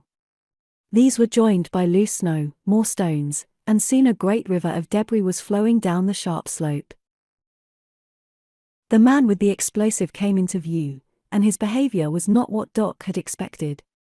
The fellow might have escaped by turning back, the slide was ahead of him and not far off, and he could have escaped before it spread. But he elected, in his bloodthirsty ferocity, to take the other chance. He tried to outrun the slide, to get ahead of it where he could use his explosive upon Doc Savage and the others. By doing that he committed suicide, in a manner of speaking. Too late, the man saw that the slide was going to overhaul him. He spun, and endeavored madly to escape, but his very haste was his undoing, for he took fatal chances and soon lost his footing, after which he gyrated down the slope, keeping ahead of the slide. The avalanche overhauled him and he sank beneath it, screeching as only a man can screech when he looks at death. He was soon lost to sight between the grisly, white, boulder, freckled quilt that was the slide. Over the roar of the down, pouring snow and stone, Doc Savage lifted his voice. "Strome," he yelled. "Run for it!" Strome and his men, thinking there was some trick in the bronze man's warning, held to the cabin. "Run!" Doc yelled at them. Strome's men comprehended their danger, for the slide was bearing down upon their shelter. The doors burst open and they sprang out, eyes wild, yelling in sudden terror. Colden appeared first, then the Breeds, then Captain Stonefelt. Captain Stonefelt was not bound or gagged, and he ran with the others. More swarthy men, among whom were the blimp pilot and the engineer, brought up the rear. No one other than these came from the cabin. Like dirty sugar with an admixture of dark beans and peas, except that the picture was magnified 1,000-fold, the slide poured upon the fleeing men. They had delayed too long. In the space of a finger snap they were inundated. One moment their shrieks of fear piped out, remarkably like sheep bleating, and the next instant that sound was gone, and there was audible only the mammoth grumble of moving snow and stone. The men had died, but had been permitted, before the end came, a few moments in contemplation of death. Doc Savage, retreating swiftly to escape the outermost edge of the slide, joined his companions. He found that Ben Lane had collapsed from exhaustion, to which was added the agony of his acid-eaten features. Lane's thoughts, however, were not for his own condition, for he stared blankly at Doc, then spoke in a voice which held an undertone of horror. "Captain Stonefelt," he said. "Poor fellow." "Yeah," the homely monk put in, small-voiced. "They must have turned him loose and let him run for it with them, but he died with the rest. That's tough. He didn't deserve it." "That depends on how you look at it," Doc said dryly. Then the bronze man turned to the stranger, the man who wore the red jacket of the mounted. "I have a good idea who you are. Will you verify it?" The redcoat, who had been Strome's prisoner, nodded. "Of course. I am Captain Stonefelt." "This guy is Captain Stonefelt." Monk's simian face was blank. "I don't get this document. I just saw Captain Stonefelt caught in that snow slide."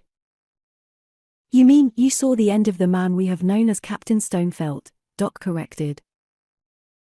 "That other Stonefelt was an imposter, a faker," snapped the redcoat, who was proving to be the genuine Captain Stonefelt. "He seized me some months ago and held me prisoner. He took my identity and assumed command of the post." Monk shook his head slowly. "But how could he manage that?" "Not so difficult, blast it," explained the genuine Captain Stonefelt. "As you know, there was an official change of commandants at the post some months ago. I was sent up from the south to take charge. No one around Snow Mountain knew me by sight. This man simply grabbed me, then went on with my papers to the post. Since it was winter, and no one came in from the south, he stood little chance of being discovered." "Holy cow," rumbled Rennie. "That other guy wasn't a mounted policeman at all." "He was Strome," said the genuine Captain Stonefelt. Monk scratched in the bristles atop his bullet head. "Strome." "Strome was his name," insisted the officer. "I heard him called that by his men, and he bragged of his cleverness to me." "That guy sure had a head on him." Monk grunted. Masquerading as the mounted police commandant, he was in touch with everything that went on. That's why he took all the risk of swapping identities. He wanted to keep in touch with things. Ben Lane, sprawled on the snow where he had collapsed because of exhaustion, put in, "And it worked. Hell. Without knowing it, I went to that guy Strome and asked him to hunt himself. What a laugh that was." Doc-eyed Captain Stonefelt. "You know why you were kept alive?" The officer who had been a prisoner nodded. "Righto. This fellow Strome did not know too much about official routine. Whenever he got stuck, he came to me and made me advise him what to do. That is why he forswore the pleasure of killing me." "That other Stonefelt was Strome," rumbled Rennie, as if the whole thing had him stunned. "Bally glad I am to have you get me out of this mess," the redcoat prisoner told Doc earnestly. "Strome would have killed me eventually." Monk squinted at Doc Savage. "Say, Doc, you don't seem very surprised to find out that Stonefelt was Strome." "No," Doc admitted. "Remember when I told you about the strange circle on the floor behind the curtains in Mahal's office in New York, a circle which must have been made when someone absent-mindedly drew their toe over the floor?" "I remember," Monk said. "Captain Stonefelt had a habit of drawing circles, the fake Stonefelt, that is." Monk grinned. "So that tipped you off." "Entrancingly pretty," Midnight Davis murmured. "Thank you, Monsieur Savage, for saving our lives." Doc did not quite manage to keep from looking embarrassed. He would, he reflected, have to make this totally inviting bit of femininity understand that she had best subdue her affections, and probably Monk was the best one to whom that job could be relegated. At the first chance, Doc resolved, he would tip Monk off to explain to the young lady that there was no place for the so-called tender passion in the perilous career which he had chosen as his lot. Another thing demanding attention was the condition of Benlanium's features. The outcome there would be satisfactory, for plastic surgery, of which Doc was a master, would return to the metallurgist almost the perfect features that he had been given by nature. At this point, Benlanium evidenced something akin to mind-reading ability. "Mr. Savage," he said abruptly, "I am going to insist upon turning over a half interest in the Benlanium deposit to you and your group of men." That, Doc decided, was another angle which would have to be disposed of before they left Canada, for himself and his men never accepted financial reward, possessing as they did almost unfathomable wealth of their own. Proceeds from the sale of Benlanium would go, Doc reflected, to financing construction of railroads into northern Canada, a region rich in mineral deposits and with agricultural possibilities of a sort. Transportation facilities would open up an industrial field that would give employment and homes to thousands of people.